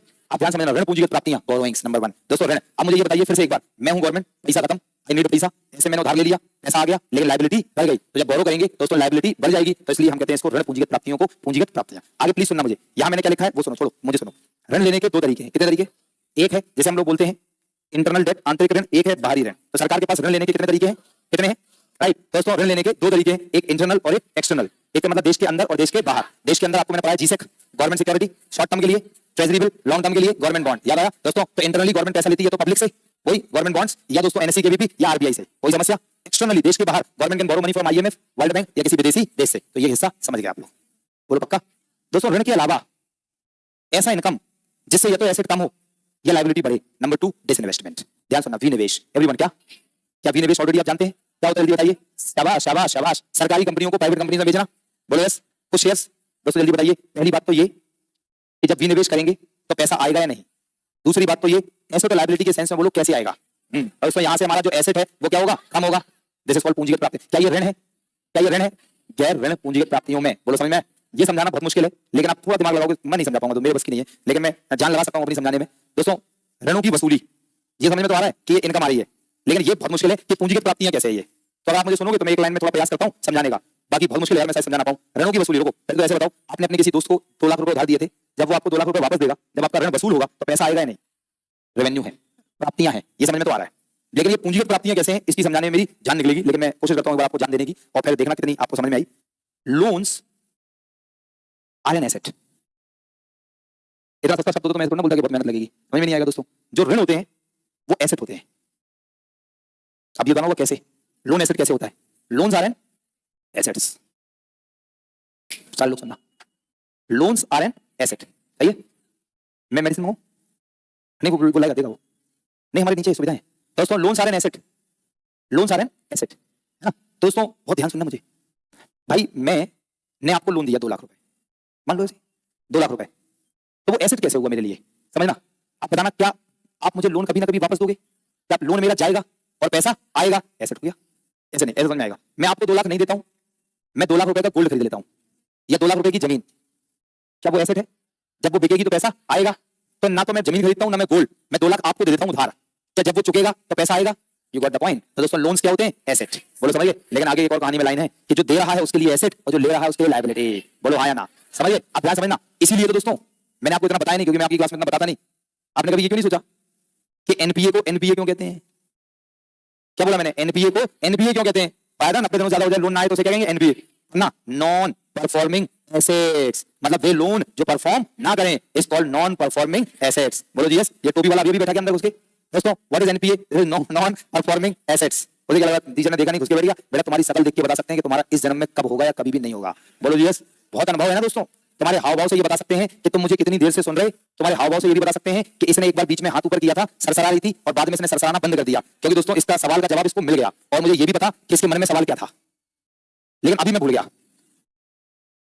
अभी मैं भूल गया। तुम बताओ, अभी मुझे थोड़ा ब्रेनस्टॉर्मिंग करनी पड़ेगी दोस्तों, और मैं इसका सवाल भी निकाल के बता सकता हूं दोस्तों। मुझे पीछे जाना पड़ेगा क्लास में, और मुझे पता है, देखो मैंने पेज भी खोल रखा, मुझे पीछे जाना होगा दोस्तों क्लास में। तो मैं क्या पता दोस्तों, I am the magician of my subject दोस्तों। ये ऐसा जादूगर हूं मैं अपने विषय का, और इस पे मैं काम करता रहता हूं भाई। कि अब अगर आप में से किसके मन में क्या चल रहा है, कौन किसकी तरफ देख रहा है, सब पता रहता है, राइट? लेकिन दोस्तों कभी टोकते नहीं हम। जवानी का जोश काम हो जाए तो हो जाए दोस्तों, क्या ही दिक्कत है? नहीं समझेगा दोस्तों, मतलब इसमें हमारा सपोर्ट भी रहेगा, तभी तो मेरा तो होगा। तो ऐसे क्या सवाल था, है? तो फिर अगर हम बात करें तो सवाल यहीं पे तो कहीं था, आसपास कहीं था। चलो मैं बताऊंगा सवाल एग्जैक्टली। खैर, हम लोग उसकी बात कर रहे थे कि जब एनपीए को एनपीए क्यों कहते हैं, समझना प्लीज। एक लाइन बोलूंगा मैं कि जब बैंक ने अपने ग्राहक को लोन दिया तो बैंक के लिए एसेट है, और दोस्तों अगर बैंक का वो लोन समय पर वापस आ रहा है चकाचक, तो बैंक कहती है wow my loans are performing. तो बैंक उन्हें कहती है परफॉर्मिंग एसेट्स। एसेट परफॉर्म कर रहे हैं, लगातार इनकम दे रहे हैं, that is called performing assets. और दोस्तों जब लोन 90 दिनों से ज्यादा हो जाएं और परफॉर्म ना करें, तब बैंक कहती है हाय रब्बा, my assets are not performing, that's why NPA को एनपीए कहते हैं। बोलो समझ में आ जाए हो? बराबर समझ में आएगा नहीं? मैं वैसा रट्टा ही मान लिया तुमने कि 90 दिन से ज्यादा लोन आए तो एनपीए, लेकिन दोस्तों एनपीए को एनपीए कहते हैं। आ समझे, आगे कनेक्ट करो। जब गवर्नमेंट ने लोन दिया, एवरीवन क्या दिया? लोन। जब गवर्नमेंट ने लोन दिया एवरीवन, तो दोस्तों वो गवर्नमेंट के लिए एसेट हो गया, और जब लोन वापस हो रहा है, ऋणों की वसूली, तो एसेट क्या हुआ है? कम, इसलिए कैपिटल रिसीट्स। बराबर भैया, सही है। तो ये तो हो गया सरकार के राजस्व। बिल्कुल बिल्कुल, थोड़ा थोड़ा सरकार के राजस्व की सारी कहानी सॉर्टेड। अब नहीं बेटा, एसेट कम होता है यहाँ, देखो इसमें कम होगा। अब घर पे सोचना, टाइम नहीं बचा, एसेट कम होगा ना। खर्चे भी दो तरीके के हैं। जब खर्च करेंगे, वैसे तुम दिमाग में सेट कर चुके, ये वाला रिलेशन तो आता ही है। जब खर्च करेंगे तो एसेट, ये लायबिलिटी, कोई दिक्कत? एकदम कर चुके, हमें दिमाग में सेट भी हो, बुढ़ापे तक याद भी रहेगा कि जब 10 लाख रुपए खर्च करोगे, गोल्ड खरीदोगे तो एसेट ज्यादा, किसी का लोन चुकाओगे तो लायबिलिटी कम। सही है। राजस्व प्राप्त, राजस्व व्यय, ना तो एसेट बढ़ेगा ना लायबिलिटी घटेगा। पूंजीगत व्यय, जब एसेट व्यय तो बढ़ेगा या घटेगा। इतना सॉर्टेड दोस्तों, अगले 2 मिनट में दोनों टर्म समझ में जाएंगे। राजस्व व्यय, पहले तो मैं आपको ऐसे बताऊं, निकालूंगा नहीं, पहले ओनली बताऊंगा। राजस्व व्यय, on the government, everyone on the board please. अगर दोस्तों मैं हर साल करोड़ों रुपए स्कॉलरशिप पे देता हूं, ओल्ड एज पेंशन पे देता हूं, सब्सिडीज पे देता हूं, बताओ क्या ये खर्चे हैं? एसेट बढ़ा, लायबिलिटी घटा। दोस्तों मैंने दोस्तों जो लिया था ब्याज, लोन क्या लिया था? लोन, उसका दे रहा हूं ब्याज। क्या मेरा लोन था 2 करोड़ का, सिर्फ ब्याज जा रहा है, क्या मेरा लायबिलिटी कम हुई? क्या एसेट घटा? नहीं, लायबिलिटी नहीं, क्या एसेट मेरा बढ़ा? क्या लायबिलिटी घटी? इसका मतलब है जैसे कल को जब आप सरकारी अधिकारी बन जाओगे तो आप लोगों को दोस्तों मिलेगी सैलरी। बताइए, आप पर सैलरी देने से सरकार की किसी भी प्रकार की परिसंपत्तियों का निर्माण, एसेट बढ़ेगा? सरकार के देता लायबिलिटी कम होंगे, इसका मतलब सरकारी कर्मचारी और अधिकारियों को जो सरकार सैलरी देती है, लॉ एंड ऑर्डर मेंटेन करने पर, कानून और प्रशासन व्यवस्था पर हर साल करोड़ों रुपए सरकार लगाती है, पुलिस वालों पर, वकीलों पर, जजेस पर। दोस्तों क्या इससे देश की परिसंपत्ति का निर्माण होता है? तो ये सारे के सारे हो गए पढ़ लो, राजस्व व्यय, सारे के सारे। देखो दोस्तों, scholarship, old age pension, subsidy, law and order, कर्मचारियों, सरकार के लोगों पर व्यय, सेना के लोगों पर व्यय, सेना के लोगों पर मान लो दोस्तों पूरे वर्ल्ड में इंटरनेशनल पीस है, कोई देश किसी में नहीं घुस रहा, कितने करोड़ों लोग सेना के लोगों पर पैसा दे रहे हैं हर महीने सैलरी, कैसे किसी भी प्रकार की परिसंपत्ति का निर्माण हो रहा है ना। ऋणों पर ब्याज बता दिया, राज्यों को अनुदान, जैसे केंद्र सरकार ने बिहार से कहा इतने रुपए लो और कल्याण करो, दोस्तों राज्यों को अनुदान, ये सब क्या कहलाएंगे? राजस्व व्यय। होल्ड ऑन, मैं गवर्नमेंट हूं, मैंने बनाई रोड, मैंने बनाया डैम, मैंने बनाया ब्रिजेस, मैंने बनाए बड़े बड़े स्कूल्स, बड़े बड़े हॉस्पिटल, बड़ा बड़ा पावर प्लांट, बड़े बड़े एयरपोर्ट, बड़े बड़े दोस्तों बंदरगाह। बताओ दोस्तों खर्चा हुआ? क्या हुआ? देखो एक तो ये हो गया, और दूसरा मैंने लिया था लोन, इसका मतलब मेरे पास थी लायबिलिटी। अब मैंने लिया लोन, चुका दिया, खर्च किया, तो मेरी लायबिलिटी क्या हो गई? कम। दोस्तों लुक एट दिस, पहला construction of roads, dams, bridges पर एसेट बढ़ता है। दूसरा दोस्तों, हाँ देखो ये सेना पर यहां भी है और सेना पर यहां भी है, रक्षा बोलो यस नॉट। लेकिन ध्यान सुनना, कितना स्मार्ट डिस्कशन। एक साइड सेना के लोगों को सैलरी जा रही है, और दूसरे साइड दोस्तों हमारे देश में बड़ी बड़ी सरकार सबमराइन बना रही है, बड़ी बड़ी दोस्तों सरकार तोप बना रही है, बड़े बड़े दोस्तों एयरक्राफ्ट बना रही है। बताइए दोस्तों क्या एसेट बढ़ रहा है? इसका मतलब सेना पर जब खर्च हो रहा है तो दोनों है, लोगों पर हो रहा है तो राजस्व व्यय, और एसेट क्रिएट हो रहा है तो पूंजीगत व्यय। बोलो दोस्तों समझ में आया कि रक्षा उपकरणों पर व्यय, एसेट बढ़ेगा। सरकार ने लिया था क्या? या देखो लोन लिया था ऋण, उसका क्या कर दिया? भुगतान, तो लायबिलिटी क्या हुई? कम। यदि दोस्तों राज्यों को सरकार ने पैसा दिया कि जैसे बिहार के पास पैसा नहीं है तो बिहार सरकार उस पैसे को आप लोगों को दोस्तों बांट दे, जब आप महिलाओं को, लड़कियों को बांट दे, तो बताओ वो क्या होगा? राजस्व व्यय। लेकिन अगर केंद्र सरकार किसी स्टेट को लोन दे तो सरकार के एसेट क्या होगा? बढ़े। देखो एसेट बढ़े, तो ये सब क्या है? पूंजीगत व्यय। बोलो इतनी बात समझ में आई? क्या सरकार के पूरा बजट समझ में आ गया? अब आप दोस्तों, अब मैं पढ़ाऊंगा आपको करंट बजट 25-26 में कहां से कितना पैसा आएगा और कहां कितना पैसा जाएगा।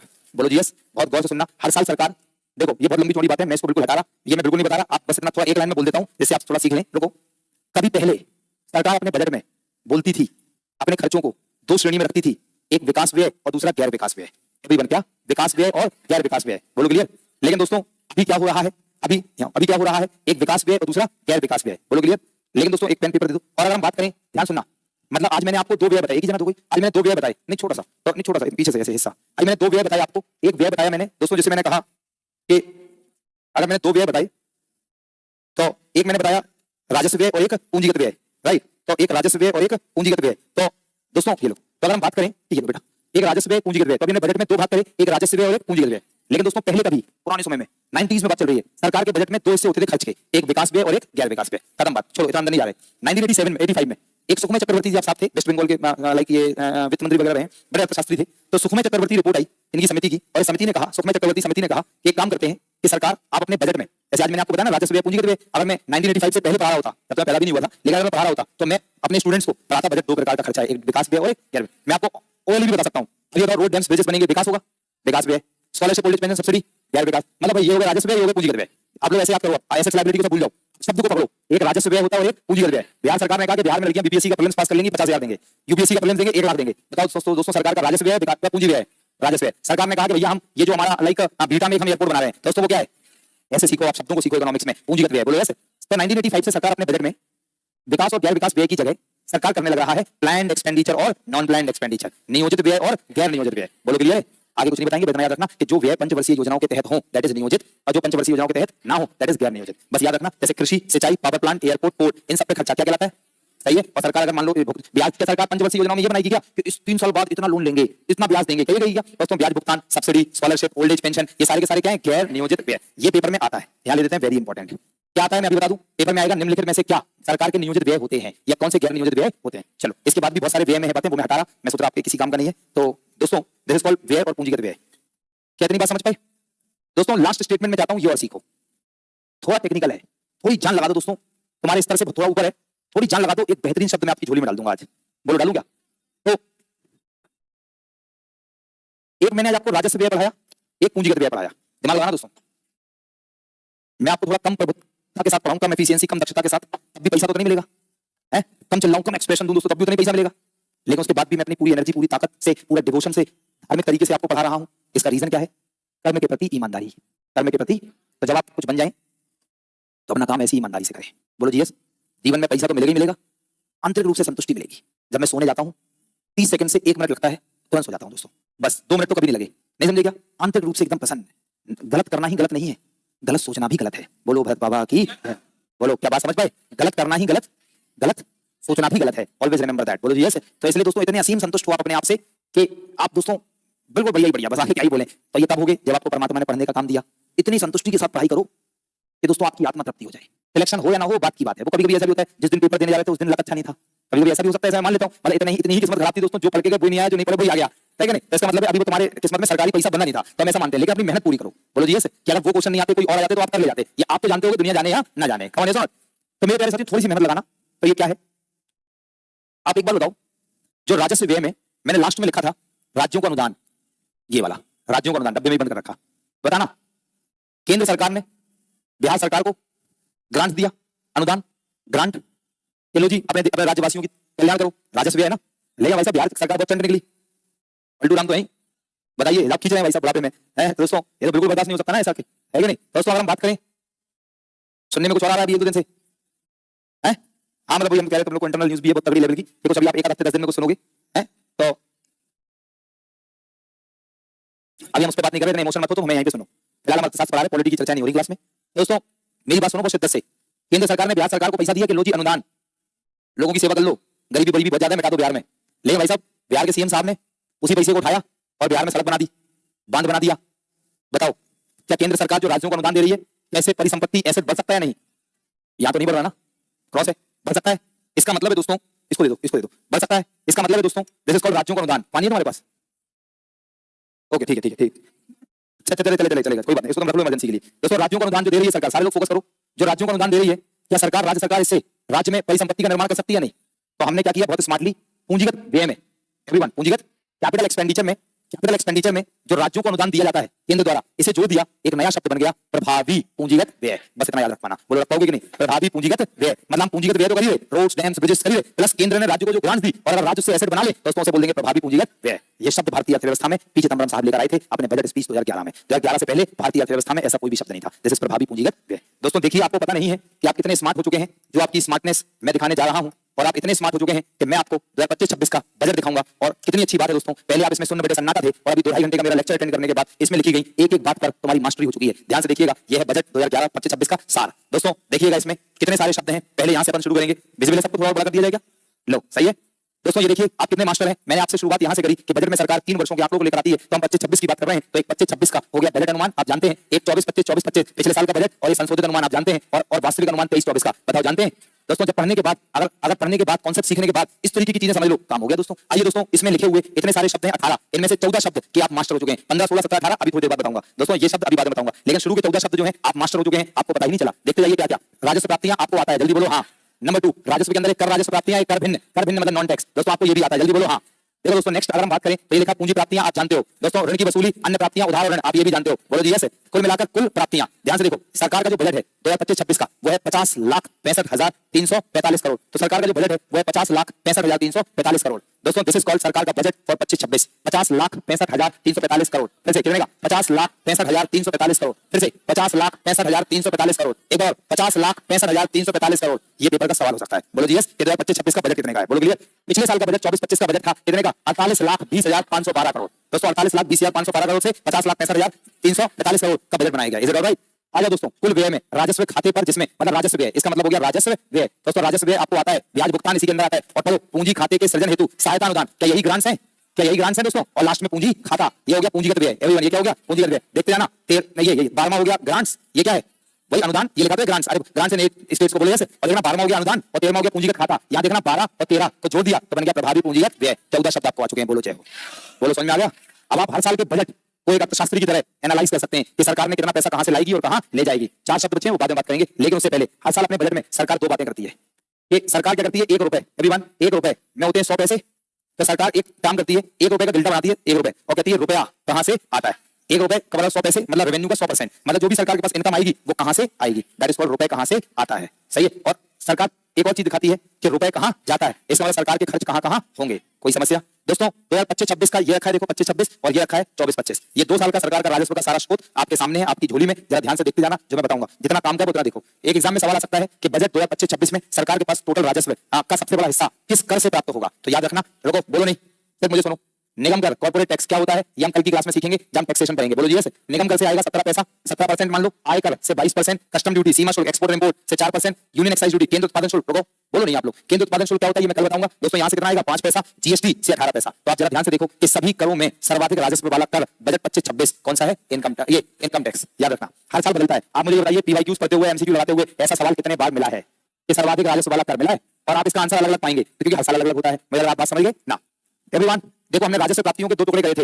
अगर आप नहीं समझ पा रहे हो तो बेटा बॉन्बिटा पी के क्लास में आया करो। राजस्व प्राप्ति के 2 टुकड़े करे थे। ये अर्थशास्त्र की क्लास है, राइट? और इसमें डॉक्टर भरत पढ़ाता है। और दोस्तों आपको जितनी मेहनत मैं कर रहा आपके साथ, उतनी आपको अपने साथ करनी। अगर मैं कम मेहनत भी करूं तो मैंने पहले ही बोला ना, तो मुझे कम पैसा मिलेगा ना मेरा कोई समस्या आएगी। लेकिन दोस्तों उसके बावजूद भी ज्यादा एनर्जी लगा रहे, खूब मेहनत कर रहे हैं आपके लिए। क्यों कर रहे हैं यार? इससे 2-4 बच्चों का भला हो जाए, दोस्तों हमारा काम हो जाएगा। हमारा दोस्तों क्या होगा? परमात्मा भी कहेगा काम का ईमानदार आदमी था ये। दोस्तों देखो मैंने 2 बताए थे, एक कर राजस्व प्राप्तियां, एक गैर कर। याद आया? ये देखो लिखा है नॉन टैक्स रिसीट। गैर कर से कितना आएगा? 9%। तो ये हो गया राजस्व प्राप्तियां। 9 18 कितना हो गया? 27 और 5 32 और 4 36 और 22 27 तो 38 10 58 और 58 और 7 65 और 75।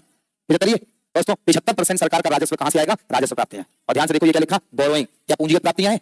क्या बोरोइंग से एसेट कम नहीं हो जाता है? जल्दी लायबिलिटी बन नहीं जाता है? और देखो एक लिखा था विनिवेश पड़ा था, ऋणों की वसूली। दोस्तों यहाँ देखो नॉन डेट कैपिटल रिसीट गैर ऋण, याद आया? 1% और 24 मतलब 25% पैसा आएगा पूंजीगत प्राप्तियां। पूरा मास्टर हो गया आप इसमें। बोलो जी हो गए। ये टैक्सेस वगैरह कल पढ़ेंगे। तो रुपए कहां से आएगा 25-26 में? क्या एक बात आप किसी को सिखा सकते हो एकदम परफेक्ट तरीके से? पक्का? इसी तरह से रुपए कहां जाएगा, रुपए कहां जाएगा, रुपए कहां खर्च होगा, ये देखो। तो आपको ज्यादा नहीं घुसना इसके अंदर, जितना मैं बोलूंगा बस उतना पढ़ना है। बोलो जी चलेगा क्या? ये देखो सबसे पहले तो आप 2 चीजें सीख लो अभी के अभी। कुछ नई चीजें भी है, मैं चाहता नहीं था नई चीज सिखाना, बस मैं 2 नई चीजें सिखाऊंगा फिर मैं खत्म करूंगा। आज की क्लास में खत्म करते हैं। बोलो यस। यहाँ देखो एक जगह लिखा है सेंट्रली स्पॉन्सर्ड स्कीम्स, इंग्लिश में हिंदी में लिखते हैं केंद्र प्रायोजित योजनाएं। ये तुम्हारे काम का है काम। पेपर में आया ना आए, लेकिन आप जीवन भर इनको सुनोगे और सुनते आए हो, पहले पता नहीं चला कभी। और एक लिखा है सेंट्रल सेक्टर स्कीम, केंद्र क्षेत्र योजनाएं। दोस्तों हमारे भारत सरकार में, भारत सरकार सिर्फ 2 प्रकार की योजनाएं बनाती है। आप जितनी स्कीमें पढ़ते हो, पंचवर्षीय से वो प्लानिंग की क्लास याद होगी, मैंने 40-50 स्कीम दी थी। जितनी भी योजनाएं मैंने दी थी वो सारी की सारी योजनाएं सिर्फ 2 प्रकार की थी, या तो सेंट्रली स्पॉन्सर्ड केंद्र द्वारा प्रायोजित, या तो सेंट्रल सेक्टर केंद्र क्षेत्र की योजनाएं। आज सीख लो, मजा आएगा दोस्तों। कभी भी आप कोई स्कीम पढ़ोगे, आज ही मैं अखबार नहीं लाया, स्टाफ रूम में रख के आ गया, आज ही आया मनरेगा का नया नाम बताया था, वो पूज्य बापू जी राम जी बिलाया बिल के द्वारा। दोस्तों तो उसे पूरा पढ़ा था, उसमें लिखा MNREGA is a centrally sponsored scheme. अभी आपको मनरेगा खोल के दिखाता हूं, उसमें लिखा होगा केंद्र प्रायोजित योजनाएं। अभी आप कोई दूसरी स्कीम पढ़ोगे, उसमें लिखा होगा केंद्र क्षेत्र की योजनाएं। तीसरी पढ़ोगे, पहले लिखा होगा केंद्र प्रायोजित योजनाएं। दोस्तों जीवन भर पढ़ते आओगे, पढ़ते आए हो, पता ही नहीं है होता क्या है। बताओ तुम लोग पढ़े लिखे अनपढ़ हो, हमारी मम्मी बिना पढ़ी लिखी अनपढ़ है। दोस्तों तुम में और उनमें क्या अंतर हुआ? मन के लिए दोस्तों मैं तो कई बार चिंतित रहता हूं, उनसे पूछता भी हूं कि वो आपको क्या लग रहा है, तो वो कहती है ऐसा लग रहा है काला काला कुछ बना है। नहीं समझे क्या? कितनी बड़ी चिंता की विषय की बात है, जिनके माता पिता पढ़े लिखे नहीं है, राइट? तो दोस्तों मैं तो कई बार प्रयास किया, ट्यूशन भी लगाया, लेकिन अब दोस्तों उनकी अब पढ़नी नहीं चाहती। लेकिन धीरे धीरे मुझे उम्मीद है हमारे दोनों बच्चे बड़े होंगे, उनके साथ साथ पढ़ना सीख जाएंगी। क्योंकि आजकल मम्मी पूछती है छोटे वाले बड़े वाले से टो कहां है, पूछती है फिर नेल्स कहां है, लिप्स कहां है, टीथ कहां है, ईयर्स कहां है, हेयर्स कहां है। दोस्तों जो ने पहले कभी नहीं आता था, तो मुझे उम्मीद है शायद उनके साथ साथ वो भी लॉइन कहां है, गोट कहां है, आजकल ऐसे बोल रही होती है। कौन है सॉन? तो एज ट्रांजिशनल। तो मैं आपको बताना चाह रहा हूं, कितनी ऐसी कनेक्ट बात करी मैंने इमोशनली कि यार तुम लोग हजारों बार तुमने पढ़ा कि केंद्र प्रायोजित योजना है, केंद्र क्षेत्रीय योजना है, जितनी जल्दी नजर गई उतनी जल्दी नजर गई, कभी सोचा ही नहीं। एक लाइन में याद कर लो, जीवन भर के लिए याद समझ जाएगा। एक लाइन में यदि कोई भी स्कीम, जिस स्कीम को बनाने का काम केंद्र सरकार करे, स्कीम को लागू राज्य सरकार करे और फंडिंग दोनों करें, सेंट्रली स्पॉन्सर्ड स्कीम, केंद्र प्रायोजित योजना। खत्म बात। नहीं समझ पाए? फिर से बताएंगे। स्कीम प्रोग्राम बनाए कौन? मैं केंद्र हूं, आप राज्य हो। बनाए कौन? लागू कौन करे? और पैसा? अब आप याद करोगे, अरे ये तो मैंने हजारों बार पढ़ा। अब आप करोगे, कई बार आप जब योजना पढ़ते हो तो उसमें लिखा होता है 50-50 60-40, लिखा होता है पहाड़ी राज्यों के लिए 90-10 80-20। हाथ ऊपर करो, कितनों ने पढ़ा ऐसा? पढ़ा? लेकिन पढ़े लिखे अनपढ़ थे, जानते नहीं थे। उन्हीं योजनाओं को बोलते हैं केंद्रीय प्रायोजित योजनाएं। बोलो आनंद आया? और कभी भी ध्यान सुनना, वो योजना जो बनाए, लागू करे नो, केंद्र सरकार, और फंडिंग भी मतलब 100% सेंट्रल गवर्नमेंट की स्कीम, ये भी सेंट्रल गवर्नमेंट की है, लेकिन लागू स्टेट करता है, पैसा दोनों लगाते हैं। लेकिन यहां पर केंद्र क्षेत्र योजना याद रखना, स्कीम बनाऊंगा भी केंद्र में, लागू भी मैं, पैसा भी मैं, दैट इज कॉल्ड केंद्र से। क्लियर है? आ जाओ वापस। सरकार ने कहा कि बजट 25-26 में जो हम स्कीमें लॉन्च करते हैं तो हम अपनी स्कीम्स पर 8% पैसा केंद्रीय प्रायोजित योजनाओं पर देंगे और दोस्तों लगभग 16% पैसा केंद्र क्षेत्र की योजनाओं पर देंगे। ये दोनों कोई समस्या हो गया? ऐसी जितनी भी स्कीमें चल रही हैं, क्या बजट में पुरानी स्कीम भी चलती जाती हैं, तो कुछ नई स्कीमें भी आती हैं, तो जो केंद्र क्षेत्र की योजनाएं होंगी उनमें 8% और जो केंद्र प्रायोजित 8%, केंद्र क्षेत्र में 16%। समझ गए? आगे सारे शब्द आपको आते हैं। क्या हमने ब्याज भुगतान पढ़ा था? 20%। नोट करो, बहुत बड़ा हिस्सा जाता है ब्याज का दोस्तों, 20%। सोचो दोस्तों, सरकार के बजट का 20% लोन्स के ब्याज में जाता है मात्र। दोस्तों डिफरेंट रक्षा पर 8, सब्सिडीज पर 6 और दोस्तों पेंशन्स पर 4। इनमें से ये वाला, ये दो बहुत इंपॉर्टेंट है और ये सबसे ज्यादा ऐसे कई बार पूछते हैं कि बजट 2025-26 में रक्षा पर कुल व्यय तो लिखा होगा 8%। बोलो ऐसे सवाल देखते हैं आप लोग, सही है कि नहीं? लेकिन पता नहीं रहते कहां से पढ़े कहां से ना पढ़े। बोलो जी यस। आगे देखो, वित्त आयोग, ये लिखा है फाइनेंस कमीशन। वित्त आयोग क्या होता है ये हम बाद में बताएंगे, कल की क्लास में पढ़ेंगे वो वित्त आयोग। बोलो जी यस। लेकिन फिलहाल वित्त आयोग के कहने से कितना पैसा आएगा? 8%। और दोस्तों जो टैक्स तो शेयर जो हमने टैक्स लागू किए, चलेगा? चले? यस। जो टैक्स लागू किए उससे जो पैसा आया उसमें से 22% राज्यों को जाएगा। फिर से एक बार, जो भी बजट में कहा कि जो भी हम टैक्स लागू करके जो भी पैसा लेकर आएंगे उसका 22% हम किसको देंगे? स्टेट शेयर, राज्यों को देंगे। बोलो जी यस। तो और देखो जो भी बच गया उसे डाल दिया अन्य व्यय 8%। ये हो गया सरकार के खर्चे। तो मेरे प्यारे साथियों, सरकार के पास कहां से पैसा? ये देखो बजट 2025-26 सरकार के राजस्व, देखो इतना स्मार्ट नोट्स हैं, 24-25 के भी लिखे और 25-26, साथ में सरकार के व्यय 24-25 के और 25-26 के। बोलो स्मार्ट नोट्स हैं ना? ये मैं आप लोगों को कल बताऊंगा। तो ये बातें मैं हटा रहा हूं, इसको यहां से हम कल पढ़ेंगे। 15 मिनट हम बजट और पढ़ेंगे, आधा घंटा भी हो सकता है दोस्तों, हम आधा घंटा बजट और पढ़ेंगे। फिर हम कल की क्लास में टैक्सेशन जिसके अंदर जीएसटी और फाइनेंस कमीशन हम कल पढ़कर पब्लिक फाइनेंस खत्म करेंगे। बोलो जी यस। और कल कम से कम 5-6 घंटे की क्लास होगी, ब्रेक लेके करेंगे। एक सेशन में हम लाइक जो हम जैसे पढ़ते हैं वो करेंगे और एक सेशन में क्लास करेंगे। बोलो जी यस।